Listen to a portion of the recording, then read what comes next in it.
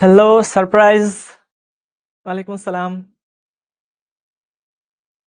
Hello আমার ছোট্ট ভাইয়া আপুরা তোমরা সবাই কেমন আছো? ওয়ালাইকুম আসসালাম, ওয়ালাইকুম আসসালাম। অনেকেই আমাদের সাথে যুক্ত আছে। তো আজকে মনে হয় হঠাৎ একটা সারপ্রাইজের মাধ্যমে তোমাদের সামনে চলে আসলাম, তাই না? আজকে তোমরা হয়তোবা জানতা যে তোমাদের আ শিশির ভাইয়া ক্লাস নিবে। কিন্তু তোমাদের শিশির ভাইয়ার আ এক বন্ধু আ সে অ্যাক্সিডেন্টে মারা গেছে। সে তার বন্ধুকে দেখতে গেছে। তো বন্ধুদের জন্য দোয়া করবা। আর এর মধ্যে আমরা চলে আসলাম। ঠিক আছে? যাক, আমিও অনেক খুশি। আমি জাস্ট অপেক্ষা করছিলাম যে আ কবে তোমাদের সাথে এসে আবার একটা ক্লাসে বসবো, কিছু আড্ডা দিব, গল্পগুজব করব। আবার সেই চ্যালেঞ্জটা মনে করায় দিব। যে আমরা শিখতে তোমাদেরকে এমনভাবে পড়াবো যেটা কিনা বাংলাদেশে ইউনিক। আমরা সবচেয়ে বেশিটা তোমাদেরকে শেখানোর চেষ্টা করব সবচেয়ে সহজ, সুন্দর এবং এফিশিয়েন্ট ওয়েতে। ঠিক আছে? সুতরাং আমাদের উপরে পূর্ণ ভরসা রেখে কিন্তু তোমরা ক্লাসরুমে বসতে পারো। ঠিক আছে? তো আমি চাই এই কথাগুলো তোমরা একদম সারা দেশে ছড়ায়ও দাও। ঠিক আছে? এগুলো কিন্তু ওপেন চ্যালেঞ্জ, বুঝছো? আমরা কিন্তু আসলে ভীত না। বা আমরা একটা চ্যালেঞ্জ দিয়ে দিলাম এটা কিন্তু শুধু ১ টা ২ টা জেলার কথা না। এটা সারা বাংলাদেশের সাথে চ্যালেঞ্জ আমাদের। যে এই কলেজে আমরা তোমাদেরকে এমনভাবে পড়াবো যেটা কিনা একদম সবার সেরা হবে। ঠিক আছে? আ হ্যাঁ রে, আমিও তোদের অনেক মিস করেছি। আচ্ছা। শিশির আলহামদুলিল্লাহ, শিশির ভালো আছে। শিশির তার বন্ধুকে দেখতে গেছে। ঠিক আছে? এই তো শুভ, জাকিয়া যুক্ত আছে, আরশিয়া, নাজিমউদ্দিন অনেকে আমাদের সাথে যুক্ত আছে। ইকরামুল, আয়েশা, জুবাইদা, আরফান, আ তারপরে রিফাত যুক্ত আছে, হৃদয় যুক্ত আছে, সুবহানা যুক্ত আছে, নিঝুম যুক্ত আছে। এই তো অনেকে যুক্ত আছে। প্রায় ৩৫০ আ ভাইয়া আপুরা আমাদের সাথে সরাসরি যুক্ত আছে। তো তোমরা জানো তোমাদের পর্যাবৃত্ত ধর্ম রাসায়নিক বন্ধন এই চ্যাপ্টারটা আ অনেকটুকু শেষ হয়ে গেছে। বুঝছো? এই ইয়েতে যতটুকু থাকার কথা ততটুকু শেষ হয়ে গেছে। আজকে তোমাদেরকে আমরা এমসিকিউ প্র্যাকটিস করাবো। তাই না? তাহলে তোমরা সবাই কি রেডি? হ্যাঁ, আমি সবার নাম দেখতে পাচ্ছি। আমি সবার কমেন্ট পড়তে পারছি। শুধুমাত্র এত তাড়াতাড়ি কমেন্ট গুলা যাচ্ছে, আমি অনেক হ্যাপি রে। তোদের সাথে আমি আজকে এসে যুক্ত হয়ে অনেক খুশি। আমি নিজে অনেক খুশি। তো আসলে কমেন্ট গুলো এত তাড়াতাড়ি যাচ্ছে যে সবার কমেন্ট অনেক সময় পড়াও যায় না, অনেক সময় নামটাও পড়া যায় না। ঠিক আছে? এতটুকু সীমাবদ্ধতা কিন্তু আমাদের আছে। আচ্ছা। তাহলে আমরা আজকে এমসিকিউ প্র্যাকটিস করা শুরু করব, হ্যাঁ? সিদরাতুল মুনতাহা আপনার নামটা নিয়ে নিলাম। এখন কি করতে হবে? জ্যোতি বলল যে, "ভাইয়া কিছু পারি না।" তো এই কথাটা এত হতাশাজনক কথা আসলে বলতে নাই। যে ভাইয়া আমরা শিখব বা কিছু জায়গায় সীমাবদ্ধতা আছে। ঠিক আছে? সবসময় লাইফে নেগেটিভ না হয়ে হালকা একটু পজিটিভ থাকলে মনে হয় জীবনের বেশ কিছু সমস্যার আ নিরাময় হয়ে যায় মাঝে, মাঝে। ইয়েস।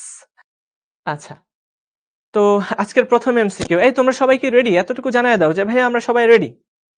আমরা সবাই রেডি।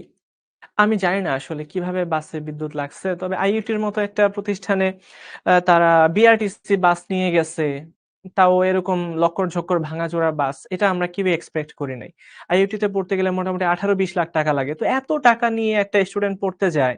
তো কেন তাকে একটা বিআরটিসি বাসে করে নিতে হবে? তাদের আলাদা ট্রান্সপোর্ট সিস্টেম থাকার কথা ছিল। আচ্ছা যাই হোক। তো যারা মারা গেছে এটা খুবই আনএক্সপেক্টেড ছিল। চিন্তা করে দেখো তাদের জীবনটা বলতে গেলে শুরুই হয় নাই। ২১ ব্যাচের ছোট, ছোট ছেলেরা তারা। তো আল্লাহ তাদেরকে নিয়ে গেছে। যাই হোক, আমরা দোয়া করা ছাড়া আর কিছুই করতে পারব না। আর এতটুকু দোয়া করতে পারবো, আমরা সবাই যেন সতর্ক থাকি এবং তোমরা যেন সতর্ক থাকো সবাই। দেখো সর্বাধিক তড়িৎ ঋণাত্মক মৌলের সর্বশেষ শক্তিস্তর ইলেকট্রন বিন্যাস কোনটি? তো তোমরা প্রত্যেকেই সঠিক অ্যান্সার দিচ্ছ। আমি দেখে খুবই খুশি যে তোমরা জানো সর্বাধিক তড়িৎ ঋণাত্মক মৌলটা হচ্ছে সর্বাধিক তড়িৎ ঋণাত্মক যে মৌলটা সেটা হলো আমাদের ফ্লোরিন। আমরা জানি তড়িৎ ঋণাত্মকতা ডানে গেলে বাড়ে আবার উপরে গেলেও বাড়ে, তাই না? তো সবার ডানে এবং সবার উপরে কোন মৌলটা অবস্থান করে? সে হচ্ছে আমাদের ফ্লোরিন, তাই না? এটার তড়িৎ ঋণাত্মকতা সবচেয়ে বেশি। সুতরাং এই জায়গায় কি থাকবে? ফ্লোরিনের ইলেকট্রন বিন্যাস আমরা দেখতে পাবো 1s2, 2s2 এবং 2p5, তাই না? আচ্ছা।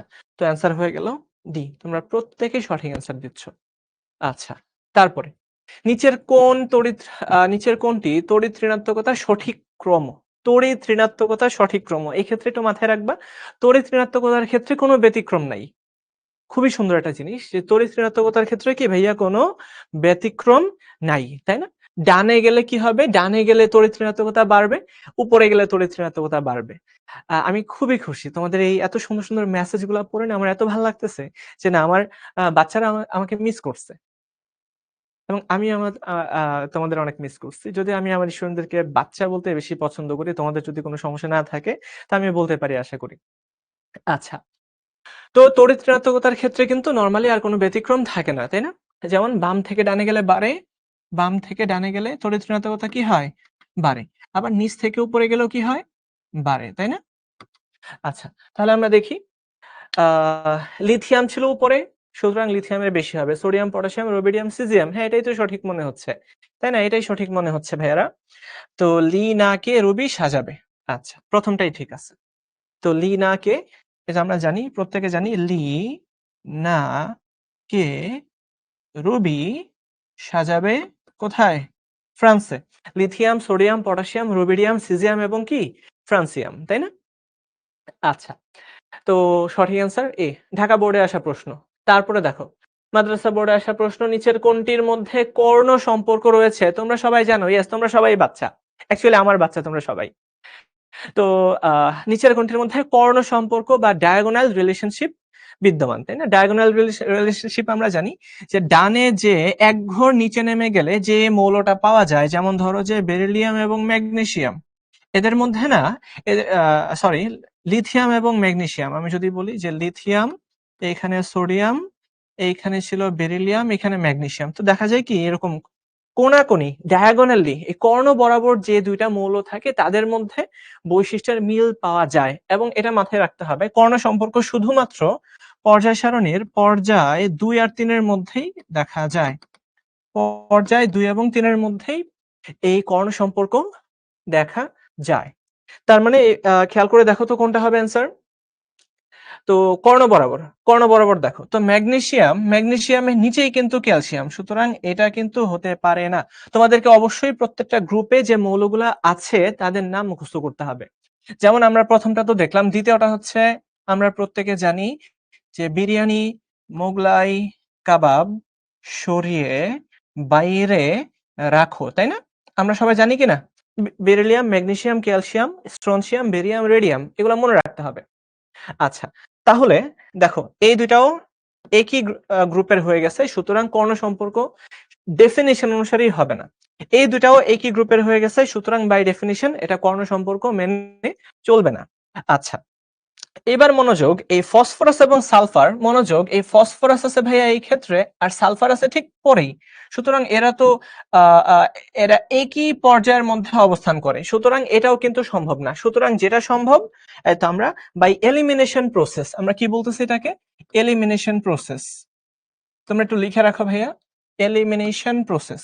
মাঝে, মাঝে কিছু এমসিকিউ সলভ করার খুব সুন্দর পদ্ধতি হচ্ছে এলিমিনেশন প্রসেস। কারণ ধরো তুমি ৩ টাই জানো যে এটা হবে না। যদি ৩ টাই না হয় বাকি যেটা থাকবে ভাইয়া সেটাই হবে। তাই কি না? আচ্ছা, তো বোরন আর সিলিকন এরা কি কর্ণ সম্পর্ক মেনে চলবে। আই হোপ তোমরা বুঝতেছো। তারপর কোনটি উভধর্মী অক্সাইড? তো অক্সাইডের অম্লধর্মিতা, ক্ষারধর্মিতা। ভাই আজকের ক্লাসটা কি তাড়াতাড়ি মেবি না। অনেকগুলো এমসিকিউ তোমাদেরকে নিয়ে আসছি। তোমরা যদি মনে করো যে ভাইয়া এনাফ হয়ে গেছে আমরা পারবো, তাইলে আশা করি আমরা আগেই ছেড়ে দিতে পারবো। আর যদি মনে হয় যে না ভাইয়া আরো প্র্যাকটিস করেন, আমি আরো প্র্যাকটিস করাবো। কোনো সমস্যা নাই। আচ্ছা। তো দেখো ম্যাগনেসিয়াম এটা খুবই সক্রিয় একটা ধাতু। আর আমরা জানি ধাতুর অক্সাইড গুলা কি হয়? ধাতুর অক্সাইড গুলা ক্ষারধর্মী হয়, তাই না? ধাতুর অক্সাইড গুলা খুবই ক্ষারধর্মী হয়। আচ্ছা, তারপর ক্যালসিয়াম এটাও কিন্তু ক্ষারধর্মী। এই ম্যাগনেসিয়ামের চেয়ে ক্যালসিয়াম অক্সাইডটা আরো বেশি ক্ষারধর্মী। কারণ আমরা জানি যত বেশি ধাতব ধর্ম থাকবে তার অক্সাইড তত বেশি কি হবে? ক্ষারধর্মী হবে। তাই না ভাইয়া? আচ্ছা। আর এই ক্ষেত্রে দেখো সালফার একটা অধাতু। তো সালফার ট্রাইঅক্সাইডকে তুমি যদি পানির সাথে মিশায়া দাও, এই যে সালফার ট্রাইঅক্সাইডকে তুমি যদি পানির সাথে মিশায়া দাও, এই ক্ষেত্রে আমরা দেখতে পাই সালফিউরিক অ্যাসিড তৈরি হয়। সুতরাং এটাও কি অম্লধর্মী একটা অক্সাইড। সুতরাং আমরা দেখতে পাচ্ছি জিংক। জিংক খেয়াল করবা এটা কিন্তু পর্যায় সারণীর মাঝামাঝি জায়গায় আছে। তো মাঝামাঝি যদি থাকে এটা অম্লধর্মীয় হয়, ক্ষারধর্মীয় হয়। যারা বামে থাকবে তারা ক্ষারধর্মী আর যারা ডানে থাকবে তাদের অক্সাইড কি হবে? অম্লধর্মী। অনেক সহজ জিনিস কিন্তু। আচ্ছা। হুম, বুঝতেছো? হ্যাঁ, বোঝা গেছে। তো এই হচ্ছে আমাদের জিঙ্ক অক্সাইড। এটাই হলো গিয়ে উভধর্মী। আচ্ছা আমাকে আরো কয়েকটা উভধর্মী অক্সাইডের নাম লিখে পাঠাও দেখি। আরো কয়েকটা উভধর্মী অক্সাইডের নাম লিখে পাঠাও। আমি দেখি। তোমরা কে উভধর্মী অক্সাইডগুলোর নাম লিখতে পারো? আরো বেশ কয়েকটা উভধর্মী অক্সাইড আছে। উভধর্মী মানে এটা কি? অম্লের মতো আচরণ করতে পারবে, আবার ক্ষারের মতো আচরণ করতে পারবে। ঠিক আছে? সবাই একটু ঝটপট করে লিখে পাঠাও দেখি। কে কয়টা পারো? অ্যালুমিনিয়াম অক্সাইড, শাবাশ! Aluminium oxide. Yes, aluminium oxide একটা ঠিক আছে। অ্যালুমিনিয়াম হাইড্রোক্সাইড, হ্যাঁ। আর কি? হ্যাঁ, কপার অক্সাইড বলা যায়। যারা মাঝামাঝি আছে, শাবাশ! ঠিক আছে। তারপরে ধরো যে টিনের অক্সাইড। আরো কয়টা নাম লিখে দিচ্ছি। দেখো টিন অক্সাইড। তারপর দেখো আ লেডের অক্সাইড, PbO2। এরা প্রত্যেকে উভধর্মী। ঠিক আছে? যেমন দেখো জিংক অক্সাইড, এটাকে তুমি যদি আ এসিডের সাথে বিক্রিয়া করো বা ক্ষারের সাথে বিক্রিয়া করো, তাইলে সে সোডিয়াম জিংকেট তৈরি করবে। আর দেখো, তুমি যখন এই জিংক অক্সাইডকে একটা লবণের সাথে বিক্রিয়া করাবা, অম্লের সাথে বিক্রিয়া করাবা, তখন সে জিংক ক্লোরাইড এবং পানি তৈরি করবে। তো দেখা যাচ্ছে সে অম্লের সাথেও বিক্রিয়া করতে পারে, সে ক্ষারের সাথেও বিক্রিয়া করতে পারে। ঠিক আছে? এইজন্য তারা হচ্ছে আ উভধর্মী। একটা জিনিস মাথায় রাখবা, হ্যাঁ, নাজিমুদ্দিন একদম ঠিক লিখছো। বেরিলিয়াম অক্সাইড, টিনের অক্সাইড, লেডের অক্সাইড, অ্যালুমিনিয়াম অক্সাইড এরা হচ্ছে সিলিকনের অক্সাইডটা কিন্তু আবার অম্লধর্মী। তোমরা যারা বলতেছো ভাইয়া সিলিকনের অক্সাইড কিন্তু অম্লধর্মী হবে। ঠিক আছে? আচ্ছা। তো আশা করি আমরা বুঝতে পারলাম। এরপরটা দেখো, নিচের কোনটি রঙিন যৌগ গঠন করে? নিচের কোনটি রঙিন যৌগ গঠন করে? তো তোমরা জানো যারা অবস্থান্তর মৌল তারাই কিন্তু রঙিন যৌগ গঠন করে, তাই না? যারা অবস্থান্তর তারা রঙিন যৌগ গঠন করে। হ্যাঁ, তোমরা সবাই ঠিক লিখছো। আচ্ছা। তো স্ক্যান্ডিয়াম আমরা জানি ইয়ে না, আ অবস্থান্তর মৌল না। সে শুধুই ডি ব্লক কিন্তু অবস্থান্তর না। ম্যাগনেসিয়াম সে হচ্ছে এস ব্লক মৌল, সেও হবে না। কোবাল্ট খেয়াল করে দেখবা এই ক্ষেত্রে তুমি যখন কপারের ইলেকট্রন বিন্যাসটা দেখবা, জারণ মানটা দেখবা, এই ক্ষেত্রে কিন্তু তার জারণ মান হচ্ছে কপার +1। এই ভাইয়া দেখো কপার+1 এ সর্বশেষ শক্তি স্তরের যে ডি অরবিটালটা থাকবে সেখানে কিন্তু আ একদম ইলেকট্রন দ্বারা পূর্ণ থাকে, তাই না? তোমরা সবাই জানো। তো ইলেকট্রন দ্বারা পূর্ণ থাকলে কিন্তু আর অবস্থান্তর হবে না। সুতরাং এটাও না। আল্টিমেটলি এই ক্লোরাইড, কোবাল্ট 2 ক্লোরাইড এটাই হবে আমাদের অবস্থান্তর মৌল এবং এই অবস্থান্তর মৌলের যৌগ দ্বারাই রঙিন যৌগ গঠন করে। বলো বুঝতে পারছো কিনা? শাবাশ! প্রত্যেকে তোমরা সঠিক অ্যান্সার দিচ্ছ। আচ্ছা, যদি কোথাও বুঝতে সমস্যা হয় সাথে একটা প্রশ্ন লিখে পাঠিয়ে দিবে। আচ্ছা, আমরা সামনে আগাই। তো আশা করি বুঝতে পারছো যে কপার ক্লোরাইড, এই যে কিউ প্লাস ক্লোরাইড, এই ক্ষেত্রে কপারের জারণ মান +1 আর +1 হলে আমরা জানি 4s থেকে এটা মাথায় রাখতে হবে, সবসময় যে সর্বশেষ কক্ষপথের ইলেকট্রনটাই কিন্তু বের হয়ে যায়, তাই না? তো 4s1 যখন বের হয়ে যাবে তখন আলটিমেটলি থাকবে কয়টা? 3d তে 10 টা থাকবে। তাই কিনা? কপারের ইলেকট্রন বিন্যাস কি ছিল? কপারের ইলেকট্রন বিন্যাস ছিল 3d10 4s1। তো 4s এর 1 যখন চলে গেছে তখন থাকে কি 3d10। আর অবস্থান্তর মৌলের বৈশিষ্ট্য কি? আমাকে একটু বলো দেখি। অবস্থান্তর মৌলের সংজ্ঞা অনুসারে আমরা জানি যেই সমস্ত ডি ব্লক মৌল অন্তত এমন একটি সুস্থিত আয়ন গঠন করে যার সর্বশেষ ডি অরবিটালটি ইলেকট্রন দ্বারা আংশিক পূর্ণ থাকে, অর্থাৎ D1 থেকে D9 পর্যন্ত। কখনোই খালিও থাকবে না, আবার পরিপূর্ণও থাকবে না। খালি থাকলে হবে না, পরিপূর্ণ থাকলে হবে না। এই যে দেখো এক্ষেত্রে কিন্তু পরিপূর্ণ আছে। এই ক্ষেত্রে এটা অবস্থান্তর মৌলের ডেফিনিশনকে অনুসরণ করে না। বুঝা গেল? আল্টিমেটলি কোবাল্ট, ক্লোরাইড এটাই হবে। ঠিক আছে।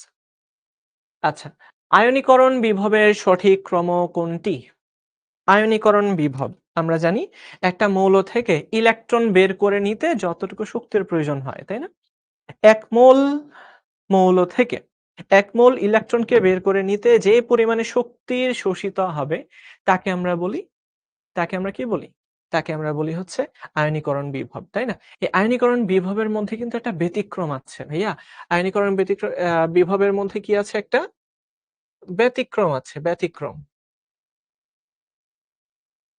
আমরা জানি যারা অর্ধপূর্ণ অবস্থায় থাকে তারা কি হয়? তাদের ইলেকট্রনটা অনেক বেশি স্টেবল অবস্থায় থাকে। আর স্টেবল অবস্থায় থাকলে আচ্ছা আয়নীকরণ বিভব পড়া হয়নি? সমস্যা নেই আমি বুঝায় দিচ্ছি। এই যে দেখো নাইট্রোজেন, নাইট্রোজেনের ইলেকট্রন বিন্যাস দেখো 1s2 2s2 2p3 তোমরা প্রত্যেকে জানো হুন্ডের নীতি অনুসারে এই ৩ টা ইলেকট্রন কোথায় যাবে? px py pz px py pz এই ৩ টাতে সবগুলা বিজোড় অবস্থায় যাবে, তাই না? সর্বাধিক অযুগ্ম অবস্থায় থাকবে। আচ্ছা। এবার অক্সিজেনের ইলেকট্রন বিন্যাসটা দেখো ভাইয়া। এর আছে ৮ টা ইলেকট্রন। তো 1s2 2s2 2p4 1 2 3 4 হ্যাঁ, হইছে। না হইলে তো এই ক্ষেত্রে যাওয়ার কথা না। তো এই জায়গায় মনোযোগ দাও যে ভাইয়ারা, এই নাইট্রোজেনের ৩ টা ইলেকট্রন কিন্তু একদম অযুগ্ম অবস্থায় আছে। তাই না? অযুগ্ম অবস্থায় দেখা গেল কি ৩ বন্ধু তারা একসাথে বসে আছে। তাদের প্রত্যেকের বৈশিষ্ট্য একদম সেম। তারা কোথাও বসে আছে, আড্ডা দিচ্ছে। আড্ডা এত জমতেছে যে কথায়, কথায় হাসাহাসি, তারপর একজন আরেকজনকে খোঁচা দিচ্ছে, খুব মজা করছে। ঠিক আছে? এই হচ্ছে নাইট্রোজেনের এই ৩ বন্ধু। অক্সিজেনের মধ্যে দেখো, অক্সিজেনের মধ্যে দেখো। অক্সিজেনে ৩ বন্ধু বসেছিল ৩ টা ইলেকট্রন। তো এর মধ্যে আরেকজন বন্ধু এসে ঢুকছে, যে বন্ধুটাকে কিনা ওই ৩ বন্ধু চায় না। বলে যে, "ধরে আমাদের পছন্দ না।" তারপরেও ওই মানুষটা এসে জোর করে তাদের সাথে ঢুকছে। সে একটা কথা বলে আর আড্ডার পুরা মজাটা নষ্ট হয়ে যায়। সে একটা কথা বলে দেখা গেল যে সবার মুড অফ হয়ে যায়। তাহলে আমাকে বলো, এই যে বিপরীত দিকে উল্টা মনের বন্ধুটাকে ৩ বন্ধু কি রাখবে? আমাকে একটু বলো, তারা কি রাখবে? রাখবে না ভাইয়া। না রে তাসমি ওরকমও না। তো এমন এক বন্ধু যাকে কিনা সে রাখবে না। সুতরাং এই ইলেকট্রনটাকে খুব ইজিলি বের করে দেওয়া যাবে। এই কারণে দেখা যায় যে নাইট্রোজেনের ১ম আয়নীকরণ শক্তিটা অক্সিজেনের ১ম আয়নীকরণ শক্তির চেয়ে বেশি। আমি আবারও বলছি ১ম আয়নীকরণ শক্তি অর্থাৎ ১ম ইলেকট্রনটাকে বের করতে যতটুকু শক্তি লাগবে। ঠিক আছে? সুতরাং আমরা দেখতেই পাচ্ছি এই নাইট্রোজেনেরটা কি হবে? অক্সিজেনের চেয়ে বেশি হবে। তাই না? বাট ফ্লোরিনের কিন্তু এক্ষেত্রে ভুল হয়ে গেছে। ফ্লোরিনের সবচেয়ে আয়নীকরণ বিভব সবচেয়ে বেশি। আমরা জানি বাম থেকে ডানে গেলে আয়নীকরণ শক্তি কি হয়? বেশি হয়ে যায়। তাইলে আমরা দেখতে পেলাম এটা ভুল। তারপরে আ ফ্লোরিন উপরে আছে। তারপরে ক্লোরিন, তারপরে ব্রোমিন। তার মানে এইটাই তো মনে হচ্ছে সঠিক। এই তো এটাই সঠিক। কারণ সবার উপরে আছে ফ্লোরিন। দেখো ভাইয়া সবার উপরে আছে ফ্লোরিন, তারপরে ক্লোরিন, তারপরে ব্রোমিন। তো আকার ছোট হলে দেখা যায় ইলেকট্রন গুলাকে নিউক্লিয়াস খুব সজোরে ধরে রাখতে পারে। এতে করে ইলেকট্রনটাকে বের করা কঠিনতর হয়। আচ্ছা, গেল। তো এটাও ভুল। আল্টিমেটলি আমরা বুঝতে পারছি আমাদের সঠিক অ্যান্সার হচ্ছে খ। বলো এটা ক্লিয়ার হইছে কিনা? তোমরা সবাই এটা ক্লিয়ার হইছো কিনা? আচ্ছা।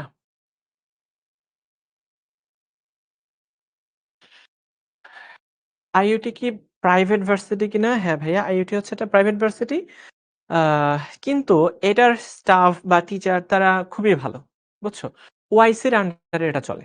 তো ওআইসির যে কিছু নিয়ম-কানুন আছে, ওই নিয়ম-কানুন অনুসরণ করে আইইউটিটা চলে। তো এটা বেশ ভালো একটা ইউনিভার্সিটি। আলহামদুলিল্লাহ আমি ভালো আছি। আচ্ছা। তো এটা আই হোপ দেখো ভাইয়া উপর থেকে নিচে গেলে আয়নীকরণ শক্তি আ বা বিভব বাড়তে থাকে। ঠিক আছে? উপর থেকে নিচে গেলে কি হবে? বাড়তে থাকে। সরি কমতে থাকে। উল্টা বলে ফেললাম। উপর থেকে নিচে গেলে কমতে থাকে। তো কমতে থাকে। তো দেখো ফ্লোরিন, ক্লোরিন, ব্রোমিন এটাই ঠিক আছে। উপর থেকে নিচে গেলে কি হবে? কমবে। তো এটাই হচ্ছে সঠিক উত্তর। এরপরেরটা দেখো। নিচের কোনটি ভাইয়া প্রশম অক্সাইড? প্রশম অক্সাইড অর্থাৎ এটা অম্লও না, এটা ক্ষারীয় না। ঠিক আছে? এটা কি? অম্লীয় না, এটা ক্ষারীয় না। তাইলে কোনটা প্রশম অক্সাইড? তো নাইট্রোজেনের কিন্তু অনেকগুলো অক্সাইড আছে। এটা নাইট্রাস অক্সাইড, নাইট্রিক অক্সাইড, তারপরে হলো গিয়ে আ N2O3 ডাইনাইট্রোজেন ট্রাইঅক্সাইড, তারপরে আছে তোমার আ N2O2, N2O2, তারপরে আছে NO2 অথবা N2O4, তারপরে আছে N2O5। তো এতগুলা অক্সাইড আছে এই নাইট্রোজেনের মধ্যে। তো তোমরা সবাই মাথায় রাখবা, বাম থেকে ডানে গেলে অর্থাৎ ইয়ে যত বাড়তে থাকবে, জারণ মান যত বাড়তে থাকবে, জারণ মান যত বাড়তে থাকবে, তার অম্লধর্মিতা তত বাড়তে থাকবে। তাহলে একটু লিখে ফেলো, অক্সাইডের অম্লধর্মিতা বা অম্লত্ব ইজ প্রপোর্শনাল টু কেন্দ্রীয় মৌলের জারণ মান। সবাই একটু ঝটপট করে লিখে ফেলো, অক্সাইডের অম্লত্ব বা ক্ষারকত্ব, আমরা দেখব অম্লত্বটা কেন্দ্রীয় মৌলের জারণ মানের ডিরেক্ট সমানুপাতিক। ঠিক আছে, জারণ মান যত বাড়বে তার অম্লধর্মিতা তত বাড়বে। সাদা ফুল বারবার একটা প্রশ্ন করছো যে ভাইয়া রঙিন যৌগটা বোঝান, তুমি আবার রেকর্ডিংটা দেখে বুঝবে, ঠিক আছে? রিপিট করতে গেলে ক্লাস শেষ হবে না। তো তোমরা সবাই অ্যান্সার করতেছো এ। আচ্ছা, তোমরা সবাই অ্যান্সার করতেছো এ। হ্যাঁ, ঠিক আছে। তো খেয়াল করো ভাইয়া, এটা হচ্ছে প্রশম অক্সাইড, আর এদিক থেকে সবগুলা অম্লধর্মিতা প্রদর্শন করতে শুরু করে। একটু লিখে নিবা, সবগুলা জিনিস একটু লিখে নিবা, আমি কিন্তু পর্যাপ্ত সময় দিচ্ছি, তোমরা খাতায় লিখে রাখবা, ঠিক আছে? আচ্ছা, তো এটা হচ্ছে আমাদের প্রশম, অর্থাৎ এটা অম্ল ক্ষার কারোর মতোই আচরণ করবে না। আর এইদিকে যারা থাকবে তাদের অম্লত্ব আস্তে আস্তে বাড়তে শুরু করবে, ঠিক আছে? আয়নীকরণ শক্তি আর তড়িৎ ঋণাত্মকতা সব সময় সমানুপাতিক সম্পর্ক মেনে চলে না, সব সময় মেনে চলে না। আচ্ছা, তাহলে আমরা বুঝতে পারলাম নাইট্রিক অক্সাইড এটা হচ্ছে প্রশম অক্সাইড। বুঝা গেল? নাইট্রিক অক্সাইড এটা কি প্রশম অক্সাইড।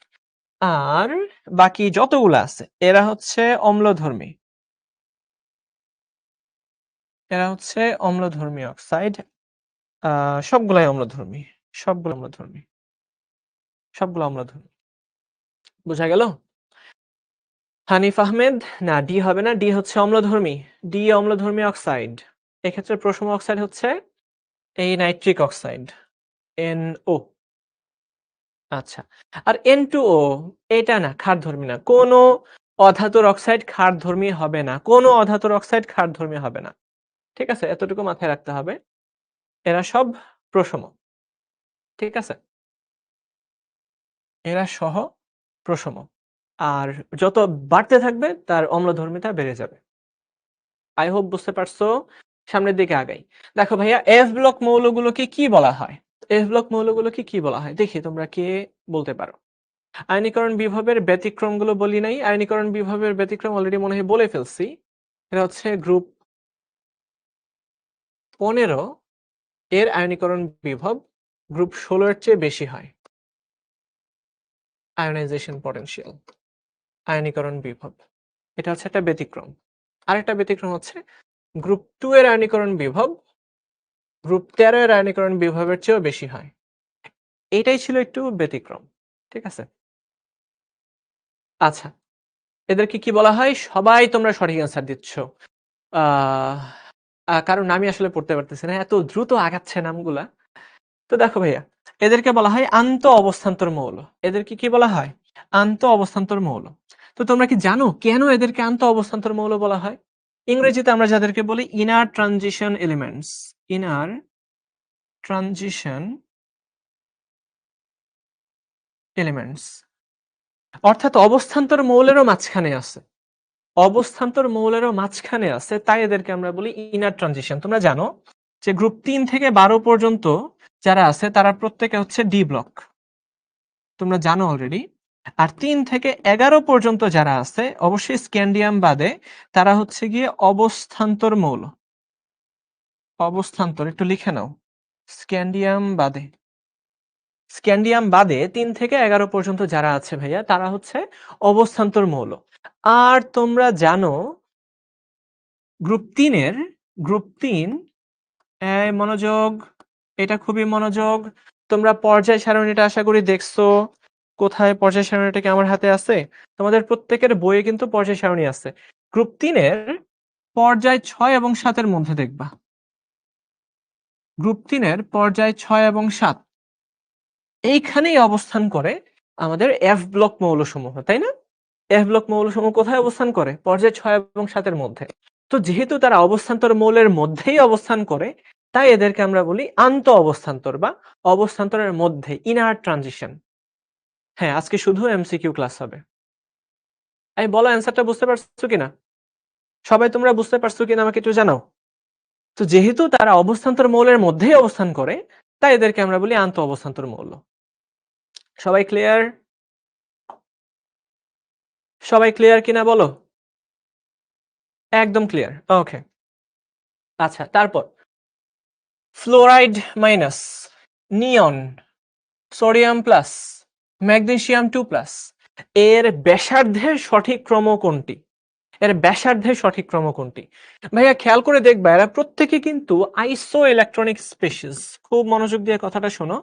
এরা প্রত্যেকেই কি আইসো ইলেকট্রনিক স্পিসিস, অর্থাৎ যাদের ইলেকট্রন সংখ্যা সমান, যাদের ইলেকট্রন সংখ্যা সমান।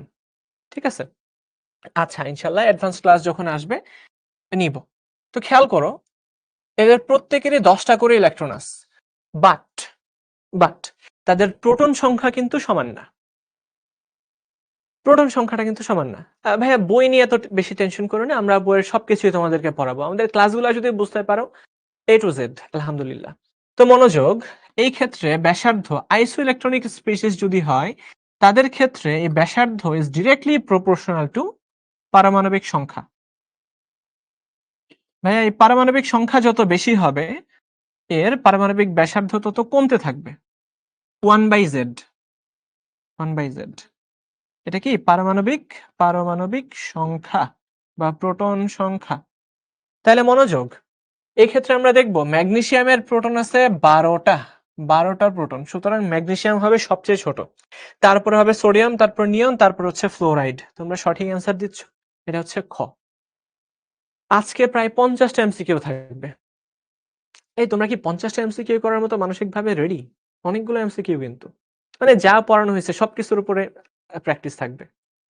একটা বিষয় আমি সবসময় তোমাদেরকে বলি, আমরা যতই পড়ি না কেন, আমি আমার কলেজ লাইফের একটা অভিজ্ঞতার কথা বলি। যেমন আমি কোচিং করছি ইঞ্জিনিয়ারিং এর জন্য। ঠিক আছে? বাট আমার অ্যাডমিশনই কিন্তু হইছে ঢাকা বিশ্ববিদ্যালয়ে হইছে, বুয়েটেও হইছে naval architecture and marine engineering এ, প্লাস মেডিকেলেও হইছে, মাগুরা মেডিকেলে। তো আমি পরীক্ষাগুলা দেওয়ার পরে তখন যখন শিক্ষকতার পেশায় ঢুকলাম, আচ্ছা নো ইউর টিচার একটা সিরিজ আছে। সেখানে কিছুদিন পর আ বা আমার সাথে যে ইয়েটা সাদমান ভাইয়ার ওটা আসবে। বুঝছো? মানে আমার ছোটবেলা থেকে আমি কেন শিক্ষকতায় আসলাম বা আমার সবচেয়ে স্মরণীয় কিছু ঘটনা, আমার বন্ধু-বান্ধবদের সাথে ঘটনা, বিশ্ববিদ্যালয় জীবনের ঘটনা, এটা নিয়ে নো ইউর টিচার সিরিজ চলতেছে তোমাদের ইয়েতে দেখবা। শিখো চ্যানেলে তোমরা একটু দেখতে পারো। সেখানে ভাইয়াদের সম্পর্কে নানান ধরনের তথ্য তোমরা জানতে পারবা। তো যেটা বলতেছিলাম, আহ আমি যখন শিক্ষকতার পেশায় ঢুকছি তখন ছাত্রদের বা ছাত্রীদের প্রশ্ন আমি শুনতে শুরু করলাম যে, "ভাইয়া কিভাবে ৩ টাই হইছে?" তো তখন আমি যতটুকু নিজে ফিল করছি সেটা হচ্ছে আমি প্রচুর প্র্যাকটিস করতাম। বুঝছো? কলেজে বা কোচিং এ স্যাররা বা ভাইয়ারা যা পড়ায় দিত, আমি বাসায় যেয়ে জাস্ট খাতাটা এক নজর দেখতাম। কারণ এটা নিয়ে আমার আর কোনো সময় নষ্ট করার ইচ্ছা নাই। কারণ আমি একবার অলরেডি এটা পড়ছি। ভাইয়া অলরেডি একবার পড়ায় দিছে। আমি কি করতাম যে নোট খাতাটা আমি আনছি। ওই নোট খাতাটা বা স্যারের যে নোট, সেই নোটটা আমি একবার চোখ বুলায় দেখতাম। তারপরে বইয়ের পেছনে ভাইয়া যতগুলা এমসিকিউ আছে, যতগুলা সিকিউ আছে, যেমন আমি তোমাদেরকে দেখাই, একটা চ্যাপ্টার শেষে শত এমসিকিউ আছে। দেখো, শত এমসিকিউ। আমার বইটাতে এখানে দেখো জৈব রসায়নের প্রায় ৩২২ টা এমসিকিউ আছে। আমি ধরো যে বিভিন্ন বই থেকে এমসিকিউ গুলা সলভ করে ফেলতাম। সিকিউ গুলা ট্রাই করতাম যে সলভ করার। যতগুলা ম্যাথ আছে সব প্র্যাকটিস করতাম। মানে আমি যদি বলি একটা স্টুডেন্টের সফল হওয়ার পেছনে সে যেটা চায়, সেই সফলতার পেছনে সবচেয়ে বড় অনুঘটক বা ক্যাটালিস্ট হচ্ছে তার প্র্যাকটিস। তুমি যত বেশি প্র্যাকটিস করবা তত বেশি বুঝবা যে আমার এইখানে ঘাটতি আছে, ওইখানে ঘাটতি আছে। এখানে আমার উন্নতি করতে হবে। বোঝা গেল? আচ্ছা ফাতেমা আক্তার, পানির বোতল তো টিচারদের দিচ্ছে। স্টুডেন্টদেরকে কি দিচ্ছে আমি জানতাম না। আচ্ছা, তো দেখি। ও হ্যাঁ, খ তো ভুল। সবচেয়ে বড় হবে ফ্লোরাইড। ফ্লোরাইড ভাইয়া সবচেয়ে বড়। কোথায়? ফ্লোরাইড সবচেয়ে বড়। ফ্লোরাইডটা কোথায়? ফ্লোরাইড হবে সবচেয়ে বড়। ব্যাসার্ধের সঠিক ক্রম। তাহলে আমি একটু লিখে দিচ্ছি দেখো। ফ্লোরাইড সবচেয়ে বড়। তারপরে হচ্ছে নিয়ন। তারপরে হচ্ছে তারপরে হচ্ছে এই যে সোডিয়াম প্লাস। তারপরে হলো গিয়ে ম্যাগনেসিয়াম 2 প্লাস। ভাইয়া ম্যাগনেসিয়াম 2 প্লাস সবথেকে ছোট। ম্যাগনেসিয়াম 2 প্লাস সবথেকে ছোট। আচ্ছা। তারপর আমরা একটু ইয়েগুলা মিলাই। তো ম্যাগনেসিয়াম 2+ টা হবে সবথেকে ছোট। সুতরাং এইখানে আছে সবথেকে ছোট। এরপরে মনোযোগ, এইটা হয়ে যাবে ভুল। কারণ দেখো ভাইয়া ম্যাগনেসিয়ামকে এখানে বড় দেখানো আছে। এইখানেও ম্যাগনেসিয়ামকে বড় দেখানো আছে। এটাও ভুল। তো এখানে আমরা দেখতে পাচ্ছি ফ্লোরাইডটাকে আ ফ্লোরাইড তো এটা বড় হওয়ার কথা। ফ্লোরাইড, তারপরে হচ্ছে নিয়ন, তারপরে সোডিয়াম, তারপরে ম্যাগনেসিয়াম। তো দেখো তো এই ক্রমটা কোথায় ফলো করা হইছে? ফ্লোরাইড সবথেকে বড়, তারপরে নিয়ন, আ ফ্লোরাইড, নিয়নটাকে বড় দেখানো হইছে। তো এই ক্ষেত্রে একটা প্রবলেম কিন্তু দেখা যাচ্ছে। দেখো,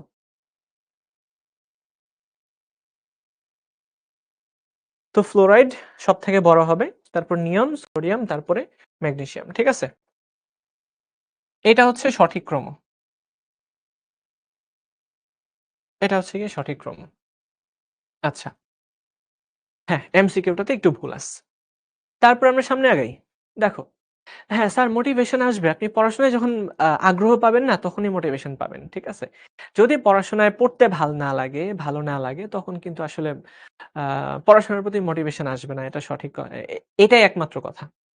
আচ্ছা দেখো, যত বেশি পারবা তত বেশি মোটিভেশন আসবে অটোমেটিক। দেখো তুমি যদি পরিশ্রম না করো, পড়াশোনা যদি না করো, তুমি দেখবা যে আর পড়তে ভাল লাগতেছে না। পরীক্ষার আগের দিন ভাই এত কঠিন লাগতেছে, আর তো কিচ্ছু পড়তে ইচ্ছা করে না। তখন আর কোনোভাবেই কোনো মোটিভেশন পাবা না। ঠিক আছে? তুমি পড়তে থাকো বেশি। পড়তে থাকলে পড়াশোনাটা ভাল লাগবে। তখন অটোমেটিক পড়াশোনার প্রতি আগ্রহ তৈরি হবে। মোটিভেশন তখন আর এত লাগবেও না। তো পড়ো, বেশি করে পড়ো। নিচের কোনটির আকার সবথেকে বড়? তো বুঝতেই পারছো যেখানে প্রোটন সংখ্যা কম তার আকার সবচেয়ে বড় হবে। তো খেয়াল করো অক্সিজেনের মধ্যে ১০ টা আছে ইলেকট্রন, বাট প্রোটন আছে শুধুমাত্র ৮ টা।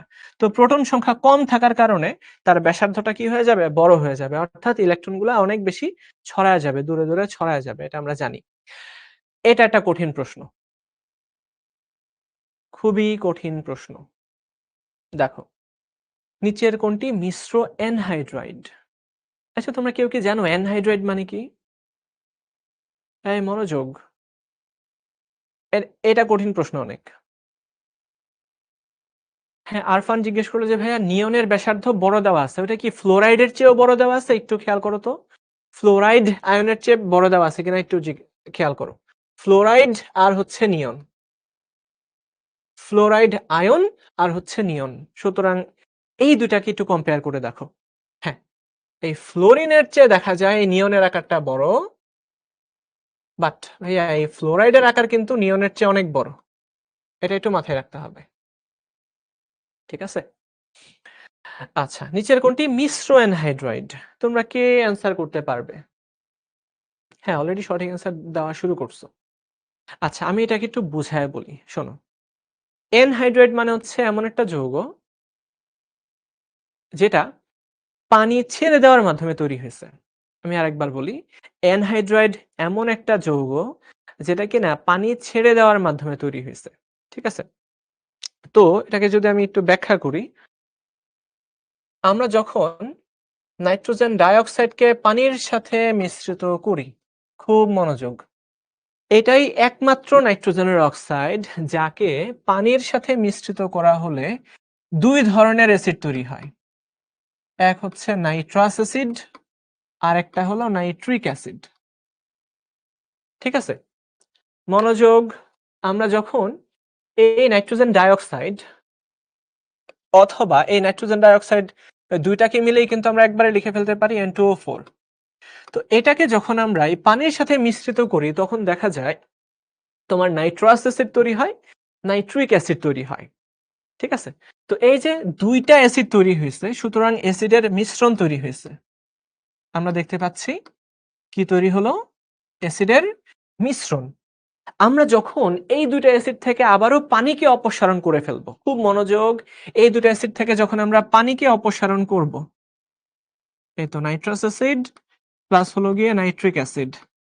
যখন আমরা পানি অপসারণ করব তখন কিন্তু আমরা পাবো N2O4 আর হলো গিয়ে এখনো পানি।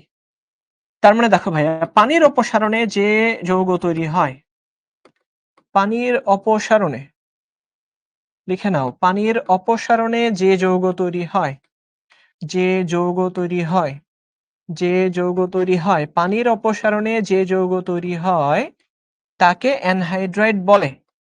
তাকে কি বলে? তাকে অ্যানহাইড্রাইড বলে। তাকে অ্যানহাইড্রাইড বলে। তো এই ক্ষেত্রে যেহেতু অ্যাসিড মিশ্রণের একটা অ্যানহাইড্রাইড তৈরি হয়, এই জন্য এটাকে বলা হয় মিশ্র অ্যানহাইড্রাইড। অ্যানহাইড্রাইড মানে পানির বিয়োজন না ভাইয়া, অ্যানহাইড্রাইড মানে যেখানে পানি নাই।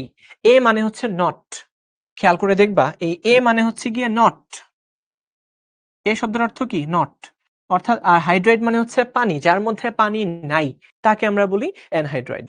ঠিক আছে? তো এই দুইটা যৌগ থেকে যখন আমরা পানিকে অপসারণ করে নিয়ে গেলাম, তখন যে যৌগটা তৈরি হবে তাকেই বলা হয় ওই অ্যাসিডের অ্যানহাইড্রাইড।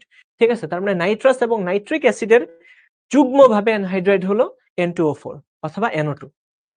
যেটা থাকবে ওটাই হবে অ্যান্সার। আমি কি বোঝাতে পারলাম? বলো তোমরা সবাই বুঝতে পারছো কিনা? ভাই আপনি কোথায় চান্স পাইছেন? ভাই আমি ঢাকা ইউনিভার্সিটি মেডিকেল বইয়ের ৩টাতেই চান্স পাইছি। এখন আমি পড়ছি ঢাকা ইউনিভার্সিটি ফার্মেসি ডিপার্টমেন্টে। আচ্ছা, তোমরা সবাই কি এটা বুঝতে পারছো? বলো। আলহামদুলিল্লাহ আমরা সবাই বুঝতে পারছি। আচ্ছা, ঠিক আছে। তাহলে আমরা সামনে আগাই। কোনটির প্রথম আয়নীকরণ বিভব বেশি? অর্থাৎ আয়ন তৈরি করতে যেটা হয় তার বিভব। তো আমরা দেখতে পাচ্ছি এক্ষেত্রে আছে আমাদের ৫, ৬, ৭, ৮। তো আমরা জানি এই আয়নীকরণ বিভব ইংরেজিতে বলা হয় আয়োনাইজেশন পটেনশিয়াল। আমি আইপি দিয়ে প্রকাশ করব। তো আয়োনাইজেশন পটেনশিয়াল দেখা যায় আয়োনাইজেশন পটেনশিয়ালের ক্ষেত্রে কি দেখা যায়? বাম থেকে ডানে গেলে আয়োনাইজেশন পটেনশিয়াল বাড়ে, তাই না?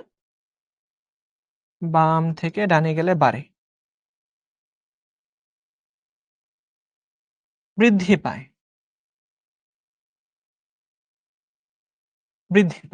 কিন্তু প্রবলেমটা হয়ে যায় এই দুটার মধ্যে। যদিও বৃদ্ধি পায় কিন্তু তারপরেও নাইট্রোজেনেরটা অক্সিজেনের চেয়ে বেশি, তাই কিনা? সুতরাং আলটিমেটলি দেখা যাবে নাইট্রোজেনের আয়োনাইজেশন পটেনশিয়াল, প্রথম আয়োনাইজেশন পটেনশিয়াল সবচেয়ে বেশি। না ভাইয়া আমার এখনো গ্রাজুয়েশন শেষ হয়নি, আমার ফাইনাল পরীক্ষা চলছে। অ্যাকচুয়ালি পরীক্ষার জন্য আমি তোমাদের ক্লাস নিতে পারছি না, বুঝছো? তোমাদের ক্লাসগুলো কিন্তু আমারই নেওয়ার কথা ছিল, কিন্তু আমার পঞ্চম বর্ষের একদম ফাইনাল পরীক্ষা চলে, ইয়ার ফাইনাল পরীক্ষা। তো ইয়ার ফাইনাল পরীক্ষার সময় আসলে আমি সবকিছু বাদ দিয়ে দেই। পরীক্ষা তো, তাই না? পরীক্ষার মধ্যে অ্যাকচুয়ালি কিছু করা যাবে না। তো তখন সারাদিন বসে পড়তে হবে। তো ইউনিভার্সিটির পড়া আরো বেশি। তোমরা যারা মনে করবা যে ইউনিভার্সিটিতে গেলে আসলে পড়াশোনা বলতে কিছু নাই, আগে ভাগে তোমাদেরকে বলে দিচ্ছি ভাইয়া, ইউনিভার্সিটিতে পড়াশোনা অনেক বেশি। আচ্ছা, আমার এইচএসসি ব্যাচ হচ্ছে 2018। তো ইউনিভার্সিটিতে অনেক বেশি। তোমাদেরকে এরকম মানসিক প্রিপারেশন নিয়ে যেতে হবে যে আমরা অনেক পড়াশোনার উদ্দেশ্যে ইউনিভার্সিটিতে যাচ্ছি। বুঝছো? আচ্ছা, অক্সিজেনের বেশি হবে না, কারণ হচ্ছে অক্সিজেনের একটা বিপরীত স্পিনে একটা ইলেকট্রন অবস্থান করে। সেই বিপরীত স্পিনের ইলেকট্রনটাকে সহজে বের করে দেওয়া যায়। এই জন্য অক্সিজেন হবে না। আচ্ছা, পোলারাইজেশন ধর্ম কার সবচেয়ে বেশি? অর্থাৎ আমরা যাকে বলি ফাজানের নীতি। ফাজানের নীতি অনুসারে আমরা জানি যে ক্যাটায়নটার আকার সবচেয়ে ছোট, যে ক্যাটায়নের আকার সবচেয়ে ছোট, আচ্ছা, যে ক্যাটায়নের আকার সবচেয়ে ছোট তার পোলারাইজেশন পাওয়ার বেশি, তাই না? তার মানে এই ক্ষেত্রে খেয়াল করে দেখো তো সবচেয়ে ছোট আকার কার আছে?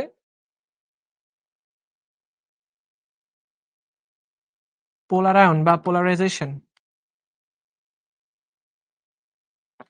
ক্যাটায়নের আকার যত ছোট হবে 1 by radius of cation, radius r of cation r of anion. তো অ্যানায়নের আকার যত বেশি পোলারায়ন তত বেশি হবে, আর ক্যাটায়নের আকার যত বেশি হবে ভাইয়া পোলারায়ন ক্ষমতা তত কি হবে? আহ আচ্ছা, একটু উল্টা হয়ে গেছে ভাইয়া, উল্টা হয়ে গেছে। ঠিকই আছে, উল্টা হয় নাই, ঠিকই আছে এটা। তাহলে তোমরা বুঝতেই পারছো যার আকার সবচেয়ে ছোট তার পোলারায়ন ক্ষমতা সবচেয়ে বেশি হবে, এবং সেটা সবচেয়ে বেশি সমযোজী যৌগ তৈরি করতে পারবে। এইজন্যই আ আপনি আর শিশির ভাইয়া কি সেম ইয়ারে? না। শিশির হচ্ছে আমার আ ডিরেক্ট স্টুডেন্ট না হইলেও আ আমি জানি না ও আমার কাছে পড়ছে কিনা। আমি 18 ব্যাচের আর শিশির হলো গিয়ে 21 ব্যাচের। শিশির যখন অ্যাডমিশন পরীক্ষা দেয়, ওই বছর আমি শিশিরদের ব্রাঞ্চে যেয়ে ক্লাসও নিছিলাম। হ্যাঁ, রাজশাহীতে। আচ্ছা। তো somehow বলা যেতে পারে যে ডিরেক্ট ক্লাসরুমে বসে ক্লাস না করলেও ওই বছর আমি যেহেতু পড়াইছি, তো একদিক দিয়ে আমার স্টুডেন্টই হবে। আচ্ছা, ঠিক আছে। তো, তো শিশির যদি এখন ক্লাসটা দেখতে পাও তো তুমি একটু কনফার্ম করতে পারো। আমাদের বাচ্চাদের একটু কনফার্ম করতে পারো। আচ্ছা হ্যাঁ, শিশির ভাইয়া অনেক ভালো। ও সেরা একটা আ ওর স্টুডেন্ট লাইফ এ অনেক ভালো ছিল। যখন টিচার হইছে, টিচার হিসেবে অনেক ভালো। আচ্ছা। তো দেখো ভাইয়া, আমরা কি বললাম? এই বেরিলিয়ামের আকার সবচেয়ে ছোট তাই তার পোলারাইজেশন ধর্ম সবচেয়ে বেশি হবে। ঠিক আছে? আচ্ছা। তো আমি যেটা ভাবছি, তো অনেকগুলা টপিক প্র্যাকটিস হয়ে যাচ্ছে। আমি তোমাদেরকে ৩০ টা এমসিকিউ সলভ করাবো। ঠিক আছে? তো ৩০ টা এমসিকিউ সলভ করাইলেই আশা করি তোমাদের যাবতীয় প্র্যাকটিস হয়ে যাবে। এর মধ্যেই সবকিছু চলে আসে। আর বাকি যে এমসিকিউ গুলা থাকবে সেগুলা তোমরা নিজেরা প্র্যাকটিস করবা। ঠিক আছে? আমি আজকের ক্লাসে ৩০ টা এমসিকিউ সলভ করাবো। ৩০ টা এমসিকিউ। আর যদি সময় কুলায় তো আমি আরো বেশিও করতে পারবো। তো দেখো ভাইয়া চালকোজেন গ্রুপ কাকে বলে? কোনটা? আমরা জানি গ্রুপ ১৬ তে যারা আছে তারা হচ্ছে চালকোজেন বা আকরিক উৎপাদনকারী, খুবই সহজ। আচ্ছা, স্ফুটনাঙ্কের সঠিক ক্রম কোনটি? এতটুকু মাথায় রাখবা ভাইয়া, স্ফুটনাঙ্ক কিন্তু ডিপেন্ড করবে হাইড্রোজেন বন্ধনের উপরে। হাইড্রোজেন বন্ড যত বেশি হবে তার স্ফুটনাঙ্ক তত বেশি হবে। স্ফুটনাঙ্ক। আচ্ছা। এই হাইড্রোজেন বন্ডের পাশাপাশি আমরা আরেকটা ঘটনা বলতে পারি, সেটা হচ্ছে পোলারিটি। যে যৌগের পোলারিটি যত বেশি তার স্ফুটনাঙ্ক তত বেশি। তো সেইখান থেকে তোমরা দেখতেই পাচ্ছ পোলারিটি সবচেয়ে বেশি কার হবে বা হাইড্রোজেন বন্ধন সবচেয়ে বেশি কার মধ্যে থাকবে সেটা আমরা দেখতে পাবো। মনোযোগ দাও। এই হাইড্রোজেন বন্ধন ডিপেন্ড করবে লোন পেয়ার কতগুলো আছে তার উপরে। দেখো ভাইয়া, লোন পেয়ার অক্সিজেনের মধ্যে ২ টা লোন পেয়ার আছে, সুতরাং সে চাইলে কিন্তু ২ টা হাইড্রোজেন বন্ধন গঠন করতে পারে। সে কিন্তু ২ টা হাইড্রোজেন বন্ধন গঠন করতে পারে। তার মানে আমরা দেখতে পাই যে পানির মধ্যে যে অক্সিজেনটা আছে সে একাই ২ টা হাইড্রোজেন বন্ধন গঠন করতে পারে। তারপরে এই হাইড্রোজেন গুলো আবার কি করতে পারে? অন্য যৌগের অক্সিজেনের সাথে বন্ধন গঠন করতে পারে। অর্থাৎ একটা অক্সিজেনের মধ্যে ৪ টা হাইড্রোজেন বন্ধন বিদ্যমান। তো পানির একটা অক্সিজেনের মধ্যে বা একটা অণুর মধ্যে, সরি, এই একটা অণুর মধ্যে, পানির এক অণুর মধ্যে একটু লিখে রাখো, পানির এক অণুতে ৪ টি ৪ টি হাইড্রোজেন বন্ড বিদ্যমান। এক অণুতে কয়টি হাইড্রোজেন বন্ধন বিদ্যমান? ৪ টা হাইড্রোজেন বন্ধন বিদ্যমান। সুতরাং এই ক্ষেত্রে আমরা দেখতে পাই যে পানির স্ফুটনাঙ্কটা সবচেয়ে বেশি হয়। ভাইয়া এতটুকু মাথায় রাখবা যে পানির স্ফুটনাঙ্ক সবচেয়ে বেশি, তারপরে হাইড্রোজেন ফ্লোরাইড, তারপরে অ্যামোনিয়া, তারপরে হচ্ছে মিথেন। সুতরাং হাইড্রোজেন বন্ধনের সংখ্যাটাও কিন্তু ডিপেন্ড করবে। বুঝতে পারছো? ভাইয়া সি হবে না, এটা হবে বি, খ। অ্যান্সার হচ্ছে খ।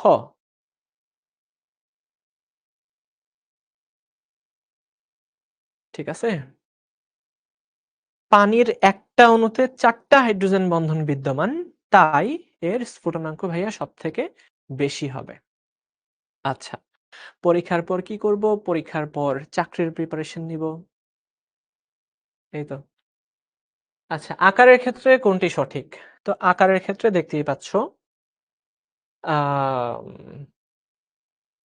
বলো, তোমরাই বলো। আমরা জানি বাম থেকে ডানে গেলে আকার কি হয়? ছোট হয়। আর উপর থেকে নিচে গেলে আকার বড় হয়। এটা তোমরা নিজেরাই অ্যান্সার করতে পারবা।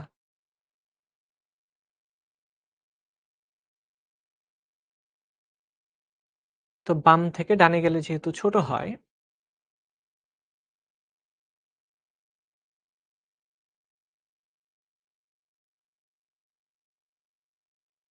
তো বেরিলিয়াম বোরনের চেয়ে বড়। তারপর দেখো এই ম্যাগনেসিয়াম অ্যালুমিনিয়ামের চেয়ে বড়।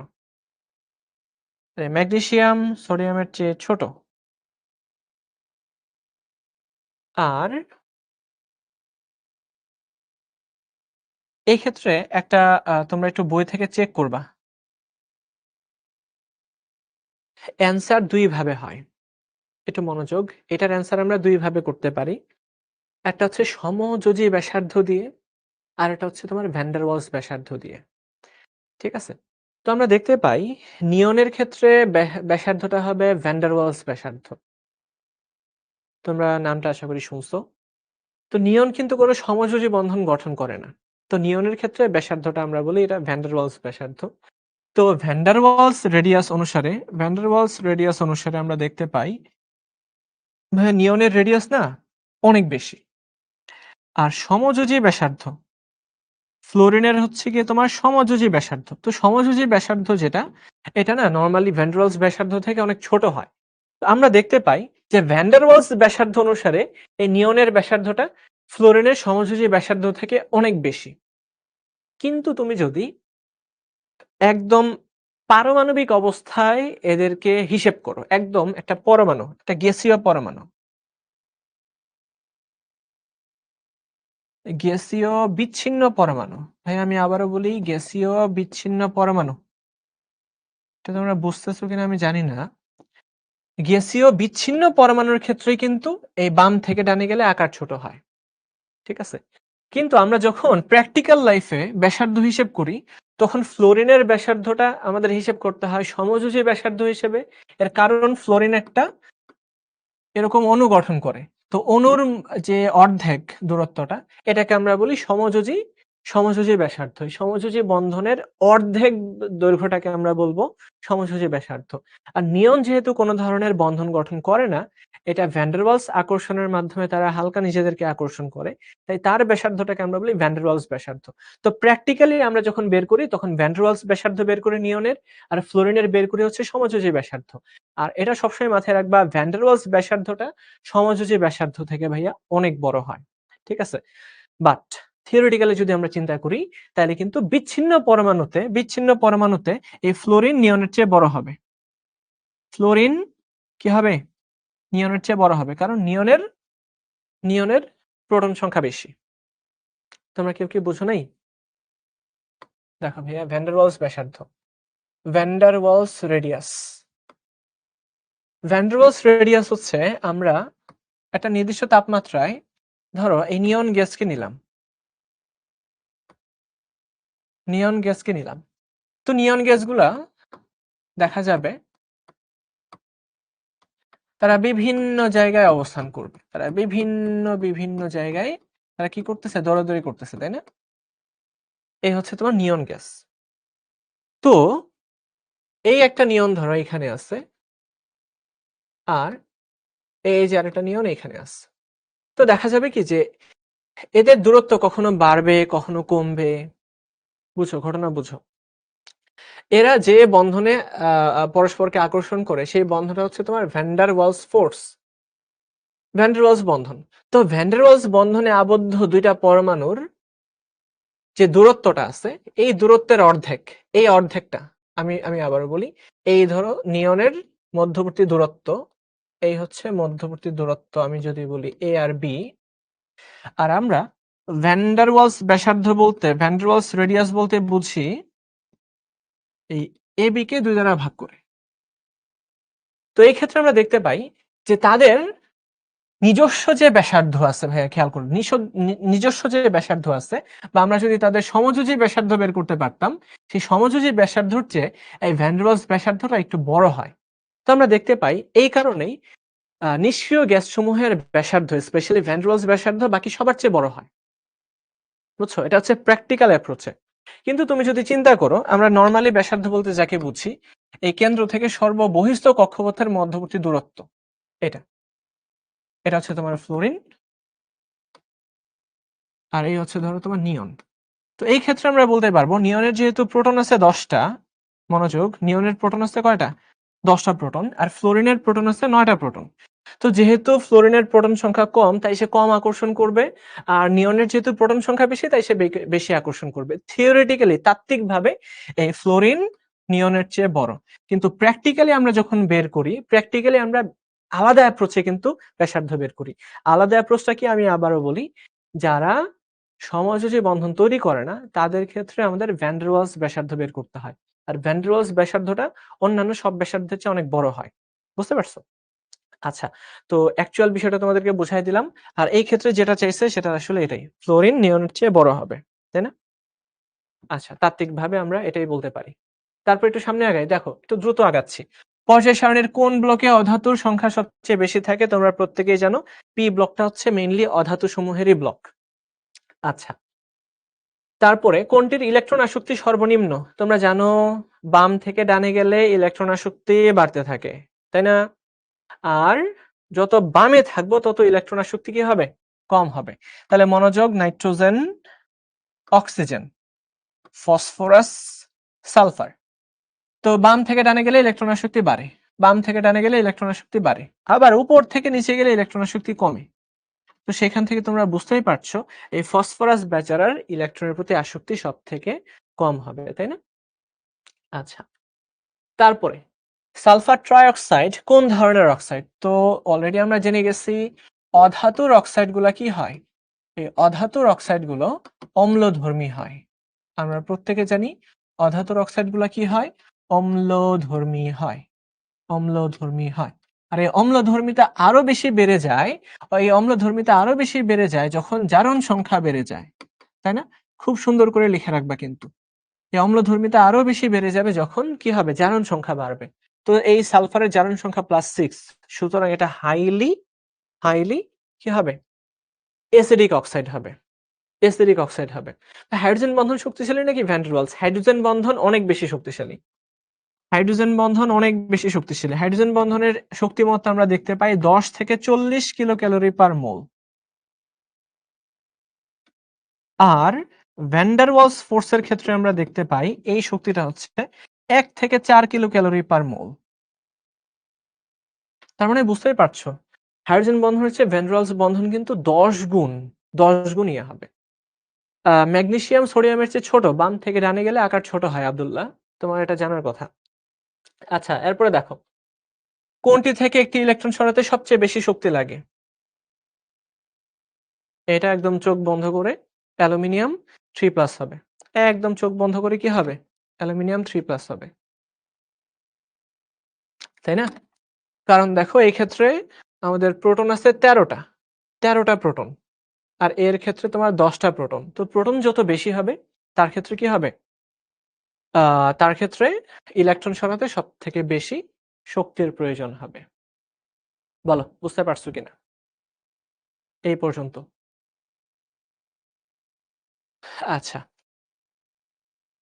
এখন টানা তো আমি পড়াই গেলাম, এখন একটা ব্রেক দেওয়া দরকার, তাই না? মিসবাউদ্দিন, তোমাদের কি মনে হচ্ছে ব্রেকের কি দরকার আছে? আচ্ছা, হ্যাঁ, নিয়ন নিষ্ক্রিয় কিন্তু বাকি সবগুলাই কিন্তু নিয়নের মতোই। জারণ সংখ্যাগুলো মুখস্থ করতে হবে না, জারণ সংখ্যাগুলো তুমি দেখেই বের করতে পারবা। যেমন দেখো এই সালফার, এর সাথে যুক্ত আছে 3টা অক্সিজেন। তো প্রত্যেকটা অক্সিজেনের যদি তোমার -2 করে হয়, তো 3টা অক্সিজেনের জন্য হচ্ছে -6। সুতরাং সালফারের একারই +6 হইতে হবে, হইলেই এটা 0 হবে। আচ্ছা, কিন্তু কথা হচ্ছে আমি যদি এখন একটা ব্রেক দেই, ব্রেকের পর তোমরা যে 400 450 স্টুডেন্টস আছো অনেকেই চলে যাবা। তখন আরো যে সুন্দর সুন্দর কোশ্চেন আছে সেগুলো তোমরা মিস করে ফেলবা। তো আমাকে বলো তোমরা সবাই যদি ব্রেকের পরে আবারও ফিরে আসো, তাইলে আমি ব্রেক দিব। আর যদি মনে হয় যে ব্রেকের পরে আর তোমরা আসবে না অনেকে, তখন কিন্তু আমি আর ব্রেক দিব না। আচ্ছা, আর টাইম আছেই, ধরো যে 15-20 মিনিটের মতো পড়াবো। একবারে শেষ করে দিলে মনে হয় ভালো হয়, কারণ রাত অনেক হয়ে গেছে, রাত ভাইয়া অনেক হয়ে গেছে, আমরা তাড়াতাড়ি শেষ করে ফেলি, এটাই বেটার হবে। আচ্ছা, পানি গ্যাসের সংকেত কোনটি? তাই ওয়াটার গ্যাসের সংকেত কোনটা? Water gas.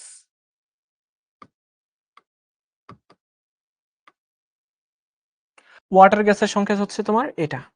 কার্বন মনোক্সাইড আর হাইড্রোজেন। এটা মুখস্থ করে ফেলবা। মুখস্থ করে ফেলবা। আর জাস্ট ১৫-২০ মিনিট মেক্সিমাম ভাই আর জাস্ট ১৫ থেকে ২০ মিনিট। এতটুকু তোমরা একটু ধৈর্য ধরো। তারপর আমরা পুরা ক্লাসটাই শেষ করে দিব। ঠিক আছে? এখন যদি আমি ১০ মিনিটের ব্রেক দিতে যাই তাহলে দেখা যাবে যে টাইম অনেক লেগে যাচ্ছে। আচ্ছা। মনোযোগ কোনটির ইলেকট্রন আসক্তি বেশি ভাই এটা তোমরা পারবা, প্রত্যেকে পারবা। ইলেকট্রন আসক্তি বেশি হচ্ছে ক্লোরিনের। এই মনোযোগ দাও। ক্লোরিনের ইলেকট্রন আসক্তি সবথেকে বেশি। আচ্ছা। তড়িৎ ঋণাত্মকতার সঠিক ক্রম কোনটি? তো বুঝতেই পারছো এই তড়িৎ ঋণাত্মকতার ক্ষেত্রে কোনো প্রবলেম নাই। কোনো প্রবলেম নাই। তাইলে আমরা বলতে পারবো যে ফ্লোরিন সবথেকে বেশি মুখস্থ করে ফেলবা 4.0 তারপর অক্সিজেন 3.5 তারপরে হচ্ছে গিয়ে নাইট্রোজেন 3.1 তারপরে ক্লোরিন 3.0 তাহলে সবচেয়ে বেশি হচ্ছে ফ্লোরিন তারপর অক্সিজেন তারপরে ক্লোরিন। এই তো হয়ে গেছে। অনেক বেশি চাপ হয়ে যাচ্ছে। ঠিক আছে কি আর করা। আচ্ছা ৫ মিনিটের ব্রেক। ৫ মিনিটের ব্রেক।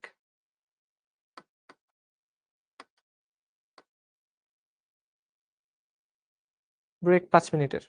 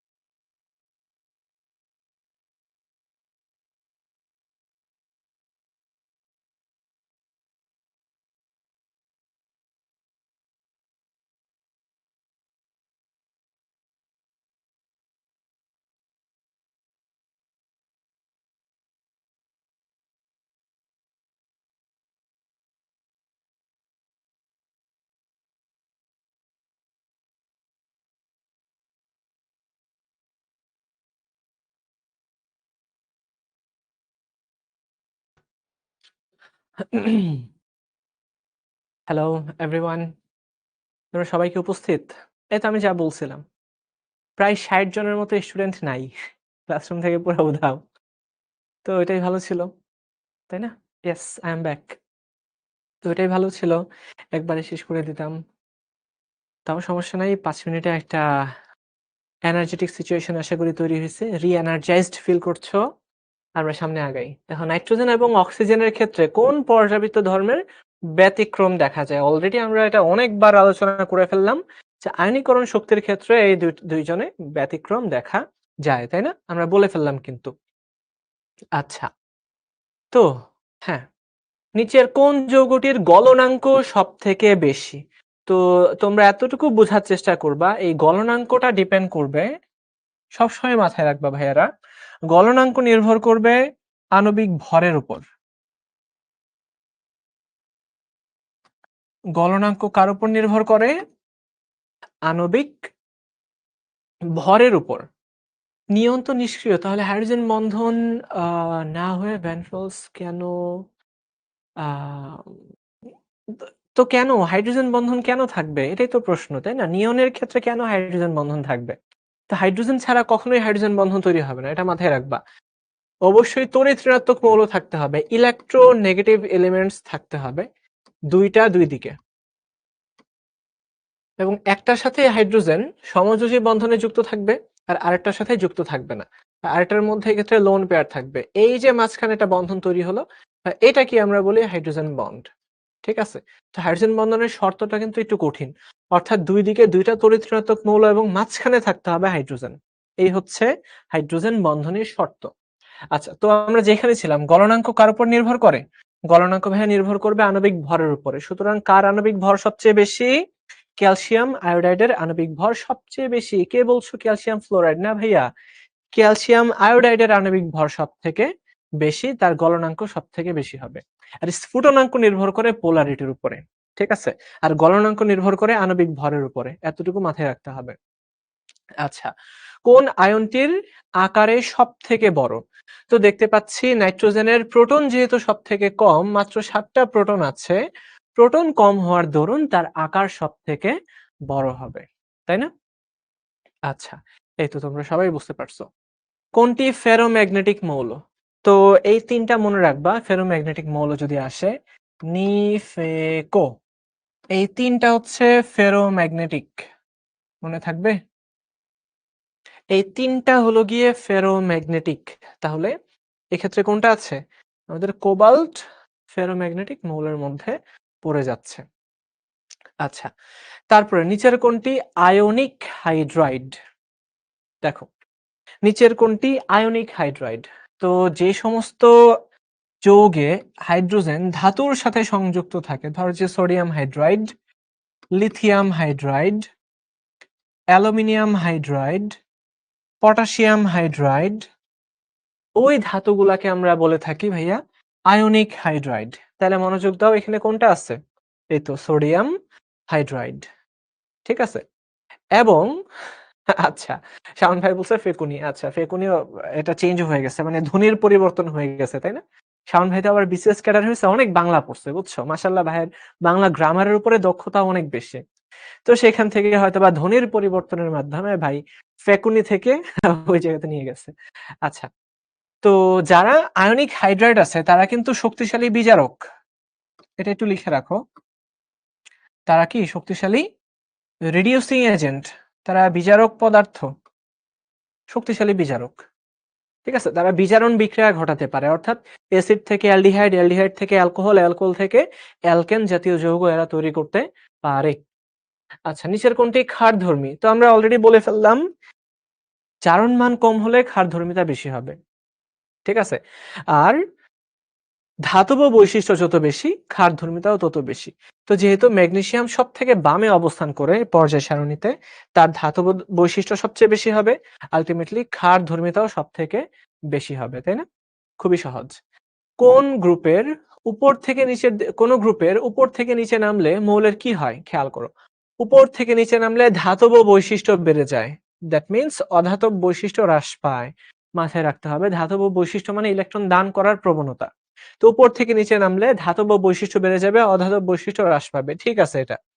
ধাতুর সক্রিয়তা বৃদ্ধি পায়, হ্যাঁ। সহজে সে ইলেকট্রন দান করতে পারে, সুতরাং তার সক্রিয়তা বেড়ে যাবে। অর্থাৎ সে বিজারক হিসেবে শক্তিশালী হবে। আচ্ছা, তারপরে দেখো ভাইয়া, আয়নীকরণ শক্তি হ্রাস পাবে। আয়নীকরণ শক্তি কি হ্রাস পাবে? obviously হ্রাস পাবে।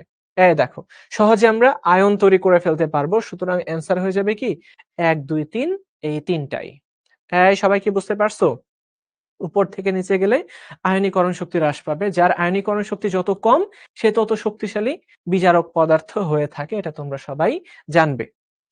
আচ্ছা, কোনটিতে হাইড্রোজেন বন্ধন আছে? ভাইয়া মনে রাখতে হবে হাইড্রোজেন বন্ধন, ফন, এই ৩ জনেই শুধুমাত্র হাইড্রোজেন বন্ধন গঠন করতে পারে। তো এই ক্ষেত্রে নাইট্রোজেন আছে, তাই অ্যামোনিয়াটা আমাদের হাইড্রোজেন বন্ধন তৈরি করবে। একদম সবাই ঠিকঠাক অ্যান্সার দিচ্ছ। আচ্ছা, হাইড্রোজেন বন্ধন, ফন, এই ৩ জন তৈরি করতে পারে। ওয়ান অ্যান্ড অনলি এই ৩ জন। আচ্ছা, sp2 হাইব্রিডাইজেশন, দেখতে দেখতে সংকরায়নের প্রশ্ন চলে আসলো এবং এটা হচ্ছে one of the most fascinating একটা টপিক, সংকরায়ন ভাইয়া। হাইব্রিডাইজেশন, হাইব্রিড যৌগ কিভাবে গঠিত হয়? দেখো, sp2 হাইব্রিডাইজেশনে কয়টি হাইব্রিড অরবিটাল থাকে? সবাই একটু ঝটপট করে বলে দাও। সবাই ঝটপট করে বলে দাও। সবাই সংখ্যাটা লিখবা, ঠিক আছে? এবিসিডি না লিখে সবাই একটু সংখ্যা লিখো। কয়টা থাকবে? তো আমরা জানি একটা s আর ২টা p মিলে ৩টা sp2 হাইব্রিডাইজড অরবিটাল তৈরি করে, sp2 হাইব্রিড অরবিটাল তৈরি করে এবং তারা সবাই কিভাবে থাকে? তারা সবাই এইভাবে ঠিক ১২০ ডিগ্রি কোণ তৈরি করে অবস্থান করে। ৩টা হাইব্রিড অরবিটাল তৈরি করে। এই তো সবাই সঠিক অ্যান্সার দিচ্ছ। দেখো, K4 এটা হয়ে যাবে K4 অথবা K3 যেকোনো। K4 FeCN6 যৌগের কেন্দ্রীয় পরমাণুতে কোন ধরনের সংকরায়ন ঘটে? এই যৌগটাতে ভাইয়া কোন ধরনের সংকরায়ন ঘটে? আচ্ছা,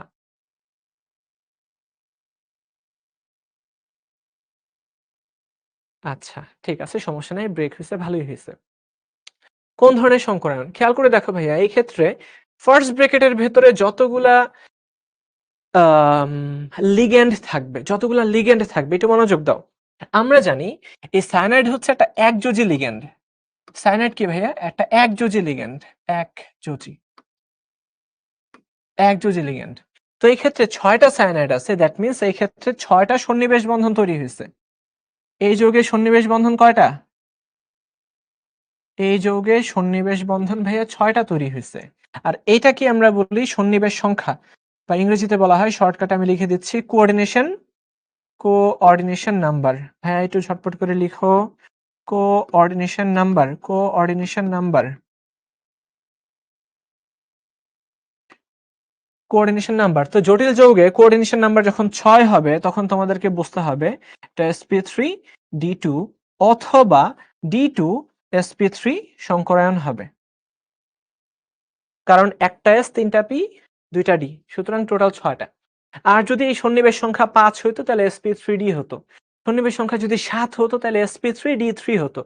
এই তো অলরেডি তোমরা সবাই সঠিক অ্যান্সার দিয়ে দিচ্ছ। এটার সঠিক অ্যান্সার হচ্ছে d2sp3, বাট যেহেতু এটা আছে আমাদের এটাই অ্যান্সার করতে হবে। এই ক্ষেত্রে সংকরণ হচ্ছে d2sp3, কারণ এই ক্ষেত্রে শক্তিশালী লিগ্যান্ড কাজ করে। একটু লিখে রাখো, লিগ্যান্ড যদি শক্তিশালী হয়, জটিল যৌগ তোমাদের পড়ানো হয়েছে কিনা আমি এখনো জানি না। তো যদি শক্তিশালী লিগ্যান্ড হয় তাহলে d2sp3 হবে। জাস্ট এতটুকুই। ঠিক আছে? তো যেহেতু তোমরা প্রত্যেকে স্লাইডটা পেয়ে যাবা, এখন না লিখলেও চলবে। আমরা সামনে আগাই। কোন যৌগটি হাইড্রোজেন বন্ধন গঠন করে? আমি আবারও আর লিখছি না। অক্সিজেন যেখানে থাকবে সেটাই ইয়ে করবে। আচ্ছা ভাইয়া, হ্রাস বৃদ্ধি একটু লিখে দিন প্লিজ। কোনটা? কোন হ্রাস বৃদ্ধি? দেখো, তারপরে দেখো, কোন জোড়ার মধ্যে আকৃতি বৈসাদৃশ্য বিদ্যমান? হ্যাঁ, খুব সুন্দর প্রশ্ন। আকৃতিগত বৈসাদৃশ্য। দেখো, এরা সবাই হচ্ছে সমতলীয়, এরা সবাই কি সমতলীয় ত্রিকোণাকার, তাই না? সমতলীয় ত্রিকোণাকার। না, আমি শিখকে ছেড়ে দিচ্ছি না। শিখ আমার একদম একটা হোম, নিজের বাড়ির মতোই হয়ে গেছে। তোমরা আমার সন্তানের মতো হয়ে গেছে। তো আমি কেন শিখকে ছেড়ে দিব? তাই না? তো দেখো, এটা sp3 সমতলীয় কি? সমতলীয় ত্রিকোণাকার। আচ্ছা, এরা দেখো ভাইয়া sp3, এটাও দেখো sp3। আর এর মধ্যে খেয়াল করো, সালফার ডাইঅক্সাইড হলো sp2 আর কার্বন ডাই অক্সাইড হচ্ছে sp। ঠিক আছে? এই অ্যান্সার কিন্তু তোমরা ভুল দিচ্ছ। আকৃতিগত বৈসাদৃশ্য বিদ্যমান কাদের মধ্যে? এই ২ টার মধ্যে দেখো sp2 সমতলীয় ত্রিকোণাকার। এই ২ টা হচ্ছে পানি এবং হাইড্রোজেন সালফাইড উভয়ই হচ্ছে উল্টা ভি শেপের বা কৌণিক আকৃতি। এই অ্যা এ এ এই ২ টাই হচ্ছে তোমার কি POCl3 এবং BF4- এরা হচ্ছে তোমার চতুস্তলক কাঠামো। আর নিচে যেটা আছে সালফার ডাই অক্সাইড, খুব মনোযোগ দিয়ে দেখো। সালফার ডাই অক্সাইডে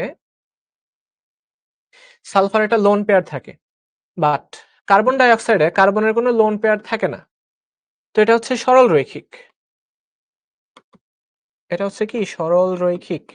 এই তোমরা কি জানো কিভাবে একটা যৌগের মধ্যে লোন পেয়ার কাউন্ট করতে হয়?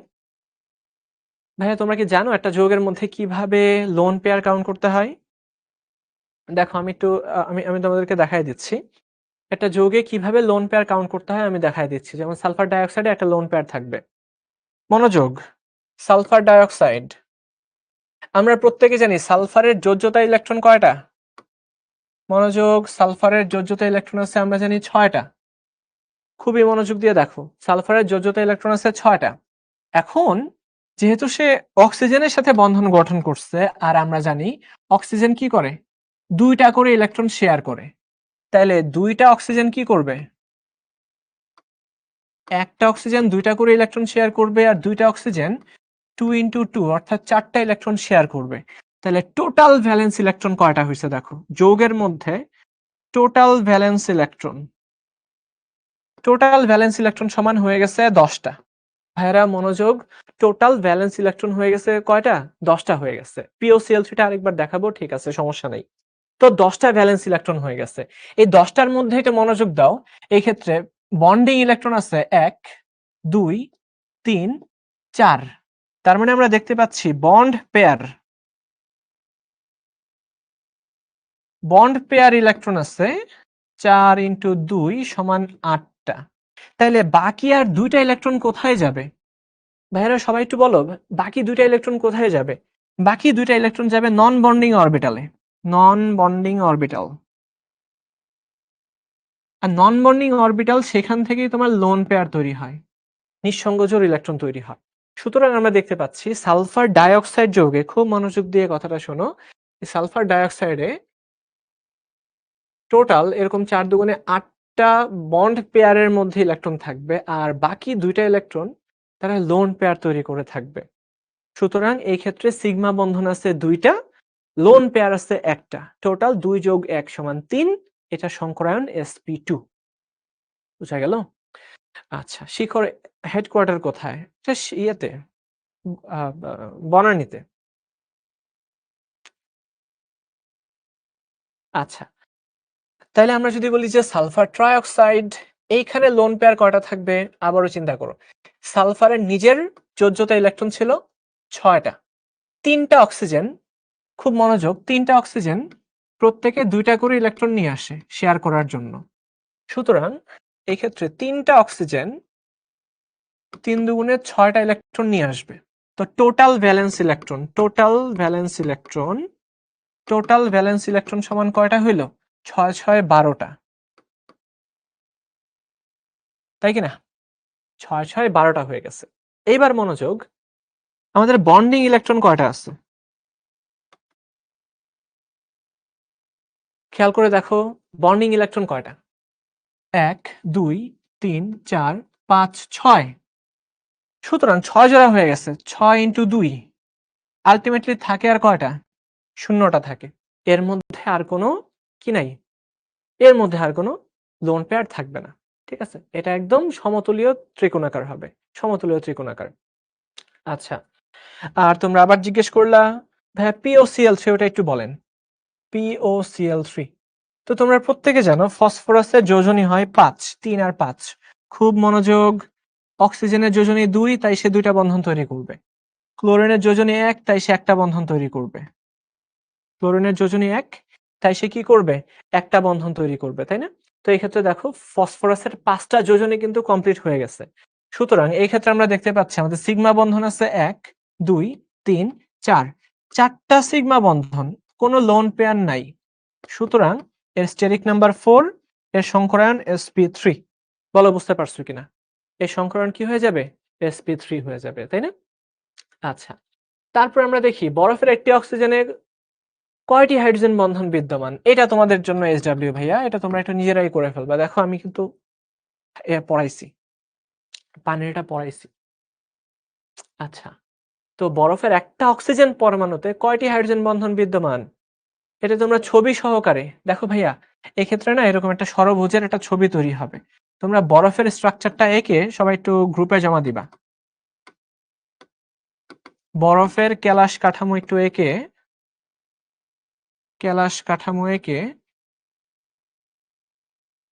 গ্রুপে জমা দিবা। গ্রুপে জমা দিতে হবে। SW তোমাদের আজকের SW বরফের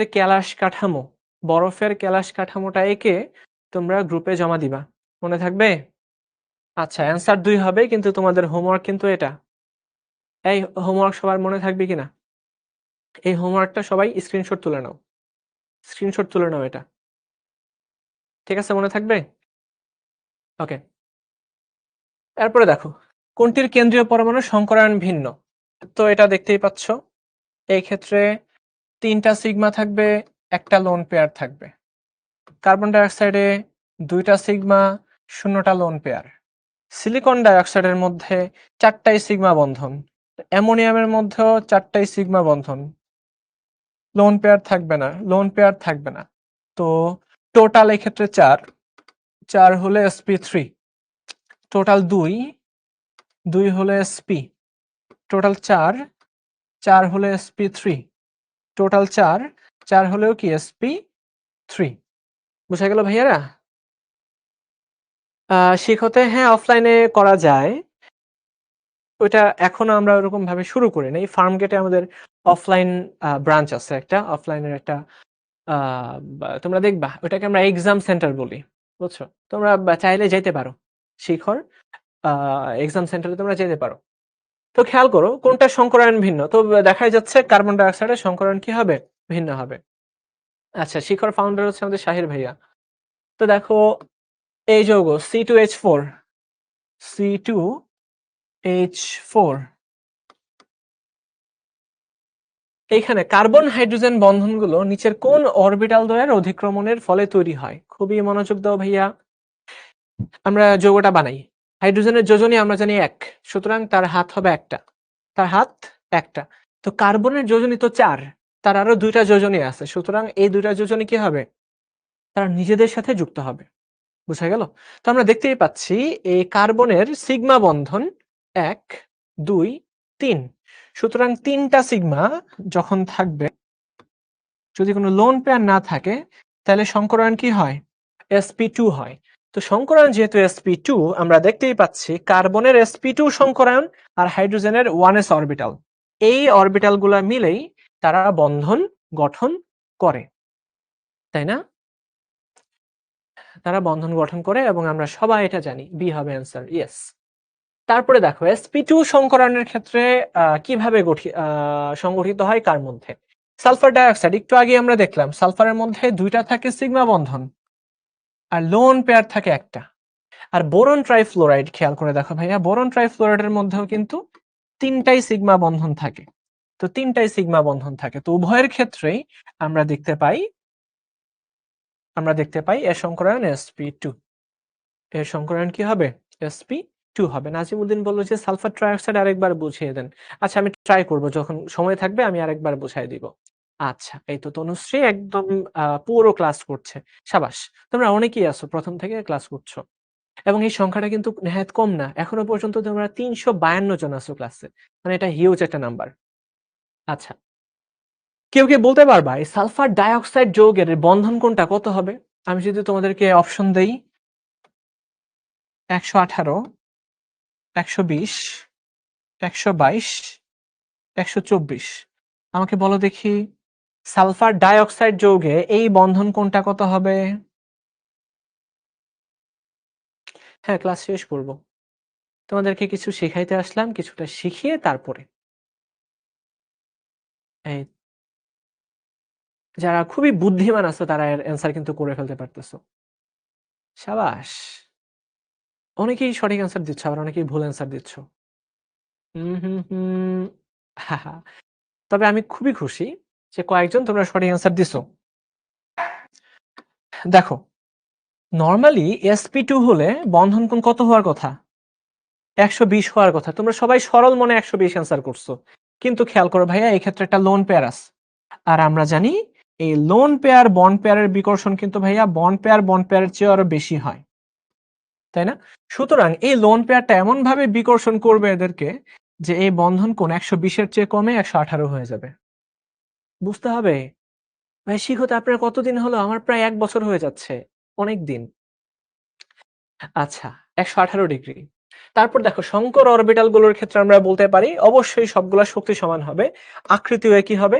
মধ্যবর্তী বন্ধন কোণ সবসময় সমান হতেও পারে, নাও হতে পারে। এটা আসলে আমরা শর্তের মধ্যে বলি না। তাই না?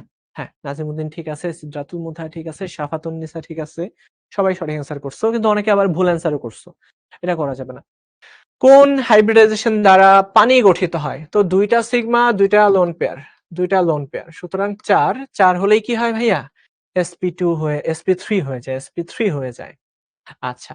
তারপরে PCl5 অণুতে বিদ্যমান বন্ধন কোণের মান কত? তো ফসফরাস তোমরা দেখতেই পাচ্ছ অক্ষীয় পজিশনে যারা আছে, দেখো ভাইয়া অক্ষীয়ভাবে যারা আছে তারা হচ্ছে ১২০ ডিগ্রি কোণ করে থাকবে। আর যারা ইকুয়েটরিয়াল পজিশনে তারা থাকবে 90 ডিগ্রি কোণ করে। তো তোমরা প্রত্যেকে এটা জানো PCl5 এ ১২০ আর 90। ১২০ যেহেতু নাই, 90 ডিগ্রি হবে অ্যান্সার। 90 ডিগ্রি হবে অ্যান্সার। PCl5 এটা sp3d এই সংকরায়ন এর মধ্যে আছে। আচ্ছা, সালফার হেক্সাফ্লোরাইড অবশ্যই ৬ টা যেহেতু আছে এরকম হয়ে যাবে, তাই না? অষ্টতলকীয় কাঠামো হয়ে যাবে। ভাইয়া sp3d2 হলে অষ্টতলকীয় কাঠামো হবে। xenon ডাইফ্লোরাইড এটা খুবই সুন্দর একটা যৌগ। তোমরা কেউ কি বলতে পারবা যে ভাইয়া xenon ডাইফ্লোরাইড যৌগটা কিভাবে তৈরি হয়? দেখো, এটা বোঝানোর খুব সুন্দর একটা টেকনিক আছে। এটা বোঝানোর না, বুঝার টেকনিক আছে। বেশ ভালো একটা টেকনিক। আমরা প্রত্যেকে জানি xenonএর যোজ্যতা স্তরে ৮ টা ইলেকট্রন বিদ্যমান এবং এর মধ্যে কিছু ফাঁকা অরবিটালও আছে। তো আমরা জানি লোন পেয়ার থাকলে আবার ফাঁকা অরবিটাল থাকলে এই পেয়ারগুলা ভেঙে তারা কি করতে পারে? তারা বন্ধন তৈরি করতে পারে, তাই না? সুতরাং এবার আমরা কি কাজ করব জানো? শক্তি দিয়ে আমরা একটা পেয়ারকে ভেঙে ফেলবো। শক্তি দিয়ে আমরা যদি একটা পেয়ারকে ভেঙে ফেলি, তাইলে এইখানে আর এইখানে তো ২ টা যোজনী উন্মুক্ত হবে। তো ২ টা যোজনী যদি উন্মুক্ত হয় আমরা দেখতেই পাচ্ছি ২ টা আছে সিগমা বন্ড প্লাস ১, ২, ৩। ৩ টা আছে লোন পেয়ার। তো টোটাল খেয়াল করে দেখো আমাদের স্টেরিক নাম্বার হয়ে গেছে ৫। স্টেরিক নাম্বার ৫ হওয়া মানেই sp3d। sp3d হবে তার সংকরায়ন। বলো, বোঝা গেল কিনা? হ্যাঁ ভাই, আমরা ৫০ টা শেষ করব। ৫০ টাই আজকের এমসিকিউ। ৫০ টা শেষ করে একদম উড়াধুরাভাবে তোমাদেরকে ছুটি দিয়ে দিব। দেখো ৪৫ number. Tetraammine zinc. Tetraammine zinc এই ক্ষেত্রে জিংকের সংকরায়ন কত হবে? তো এই ক্ষেত্রে আমরা দেখতে পাচ্ছি, ভাইয়ারা মনোযোগ দাও। এক্ষেত্রে আমরা দেখতে পাচ্ছি কি? দেখতে পাচ্ছি স্টেরিক নাম্বার হচ্ছে 4 বা কোঅর্ডিনেশন নাম্বার 4। কোঅর্ডিনেশন নাম্বার যদি 4 হয়, ২ ধরনের সংকরায়ন সম্ভব। একটা হচ্ছে sp3 আর একটা হচ্ছে ভাইয়া sp2d। এই ক্ষেত্রে sp2d তখনই হবে যখন স্ট্রং লিগ্যান্ড আসবে, শক্তিশালী লিগ্যান্ড আসবে। শক্তিশালী লিগ্যান্ড, শক্তিশালী লিগ্যান্ড, শক্তিশালী লিগ্যান্ড। বুঝতে পারছো? তো এই ক্ষেত্রে অ্যামোনিয়াটাকে আমরা কিন্তু শক্তিশালী লিগ্যান্ড হিসেবেই ধরি। অ্যামোনিয়াটাকে আমরা কি করি ভাইয়া? শক্তিশালী লিগ্যান্ড হিসেবেই ধরি। অ্যামোনিয়া কিন্তু শক্তিশালী লিগ্যান্ড। কিন্তু একটা সমস্যা হচ্ছে কি? জিংকের সাথে সে কোনো শক্তিশালী লিগ্যান্ড হিসেবে অবস্থান করে না। মনে রাখবা, এই ক্ষেত্রে এই জিংকের সাথে এই অ্যামোনিয়াটা কপারের সাথে আমরা ধরি সে শক্তিশালী হয়। বাট কপার ছাড়া অন্য কোনো মৌলের সাথে অ্যামোনিয়া হয় দুর্বল লিগ্যান্ড, উইক লিগ্যান্ড। এটা মনে রাখার অনেকগুলা টেকনিক আছে। একটা টেকনিক আমি তোমাদেরকে বললাম যে অ্যামোনিয়াটা কপারের সাথে শক্তিশালী লিগ্যান্ড হবে আর বাকি যতগুলা ধাতু আছে সবার সাথে সে দুর্বল লিগ্যান্ড। তো যদি দুর্বল হয় তাহলে sp3 হবে। দুর্বল হলে sp3। তোমরা গুহ স্যারের বইটা একটু ঘেটে দেখবা। বুঝছো? সঞ্জিত কুমার গুহ স্যার। উনি খুব সুন্দর করে এটা লিখে দিছে। আচ্ছা, কোনটির জ্যামিতিক আকৃতি সরল রৈখিক? Carbon die oxide. কোনো লোন পেয়ার নাই। এটা sp হাইব্রিডাইজড। sp hybridized সহজ। পানির অণুতে বন্ধন কোণের মান কত? তো আমরা জানি ২ টা লোন পেয়ার থাকার কারণে লোন পেয়ার ২ টা থাকার কারণে ছোট হতে, হতে ১০৪.৫ ডিগ্রি হয়ে যায়। তাই না? এটা অনেক সহজ। তারপর দেখো অ্যাসিটিলিন অণুতে কোন, কোন বন্ধন রয়েছে? অ্যাসিটিলিন আমরা প্রত্যেকে জানি C2H2। তো এটার স্ট্রাকচার আমরা কেমনে বানাবো? এই যে দেখো, আমরা এইভাবে বানাবো। তো কার্বনের সাথে হাইড্রোজেনের একটা হাত থাকবে। আর বাকি ৩ টা হাত নিজেদের সাথে থাকবে। সুতরাং এটা হচ্ছে sp hybridized, এটা হচ্ছে sp hybridized। এটা হচ্ছে 1s, এখানে হচ্ছে 1s। তার মানে আমরা দেখতেই পাচ্ছি অ্যাসিটিলিন অণুতে কোন বন্ধনসমূহ রয়েছে? বন্ধনসমূহ রয়েছে তোমার সিগমা বন্ধন আছে আর পাই বন্ধন আছে। তো এই যে একটা সিগমা, ২ টা সিগমা, ৩ টা সিগমা। ৩ টা আছে সিগমা বন্ধন আর এই ২ টা হচ্ছে পাই বন্ধন। ২ টা পাই বন্ধন। তাহলে মনোযোগ ৩ টা সিগমা ২ টা পাই। ৩ টা সিগমা ২ টা পাই। এই তো তোমরা সবাই আমার আগেই অ্যান্সার করে ফেলতেছো। এটা কোন ধরনের অক্সাইড? এটা তো সহজ, অলরেডি হয়ে গেছে। হাইড্রোজেন সালফাইড অণুর বন্ধন কোণ কত? এটা না খুবই আনন্যাচারাল আমরা যদি বলি। এটা কোনমতেই আমাদের নিয়মের সাথে যায় না। আজকে ক্লাসটা আমি শেষ করব একটা টুইস্ট দিয়ে। আজকে ক্লাসটা আমি শেষ করব একটা টুইস্ট দিয়ে। আমি দেখি এই টুইস্টটা কে তোমরা ধরতে পারো। ক্লাস শেষ হবে এই টুইস্টটা দিয়েই। খেয়াল করো সবাই মনোযোগ। ও এস এস ই তে পড়ে। তারপরে না নলকূপের পানিতে আর্সেনিকের সমস্যা বিদ্যমান। এই এগুলো তো আমরা জানি, তাই না? এগুলো আমরা জানি। এই টুইস্ট। দেখি এটার অ্যান্সার কে করতে পারে? এটার অ্যান্সার যে করতে পারবে তার জন্য একটা পুরস্কার থাকবে। ঠিক আছে? যার অ্যান্সারটা আমার সবচেয়ে বেশি ভাল লাগবে, আমি এনাম ভাইকে বলে তার জন্য একটা গিফট পাঠাবো বাড়িতে। লিখে রাখতে পারো। মনোযোগ। পানি ২ টা লোন পেয়ার আছে। হাইড্রোজেন সালফাইড তাও ২ টা লোন পেয়ার আছে। সেলেনিয়াম হাইড্রাইড ২ টা লোন পেয়ার আছে। টেলুরিয়াম হাইড্রাইড এই ক্ষেত্রেও ২ টা লোন পেয়ার আছে। পোলোনিয়াম হাইড্রাইড ভাইয়া এই ক্ষেত্রেও ২ টা লোন পেয়ার আছে। তো পানির বন্ধন কোণ হলো গিয়ে ১০৪.৫ ডিগ্রি। কিন্তু হাইড্রোজেন সালফাইডের বন্ধন কোণ এক গ্লাফে ৯২ ডিগ্রি হয়ে যায়। কত কমছে? ১২.৫ ডিগ্রি কমছে। আচ্ছা। সেলেনিয়াম হাইড্রাইড এর বন্ধন কোণ ৯১ ডিগ্রি। টেলুরিয়াম হাইড্রাইড এর বন্ধন কোণ ৯১ ডিগ্রি। তারপরে পোলোনিয়াম হাইড্রাইড ভাইয়া এর বন্ধন কোণ হচ্ছে ৯০ ডিগ্রি। তো কথা হচ্ছে প্রথমটা ১০৪, প্রথমটা ১০৪ কিন্তু বাকিগুলা সেম কেন? তো এটা যদি এত কমে যায় বাকিগুলো তো কমে যাওয়ার কথা। তাই না? এরপরটা দেখো। এরপরটা দেখো। এটা তুমি ব্যাখ্যাটা করবা। এই অ্যামোনিয়ার বন্ধন কোণ হচ্ছে ১০৭ ডিগ্রি। ফসফিনের বন্ধন কোণ ৯৪ ডিগ্রি। আর্সাইনের বন্ধন কোণ ৯২ ডিগ্রি। স্টিবাইন এর বন্ধন কোণ ৯১ ডিগ্রি। তো প্রশ্ন হচ্ছে কেন? না ভাইয়া তড়িৎ ঋণাত্মকতা না অ্যাকচুয়ালি। তড়িৎ ঋণাত্মকতা দিয়ে কেন? কেন ভাইয়া তড়িৎ ঋণাত্মকতা এটা? আমি জানি না। তো এটা যদি তোমার ১২ ডিগ্রি কমে, এগুলো তো ১২ ডিগ্রি কমার কথা, তাই না? এটা যদি তোমার প্রায় ১৩ ডিগ্রি কমে, বাকিগুলো তো ১৩ ডিগ্রি কমার কথা। তো আমি আশা করব যে তোমরা এর একটা ব্যাখ্যা খুঁজে বের করে আনবে। যে কেন এমনটা হয়? কেন এমনটা হয়? ঠিক আছে?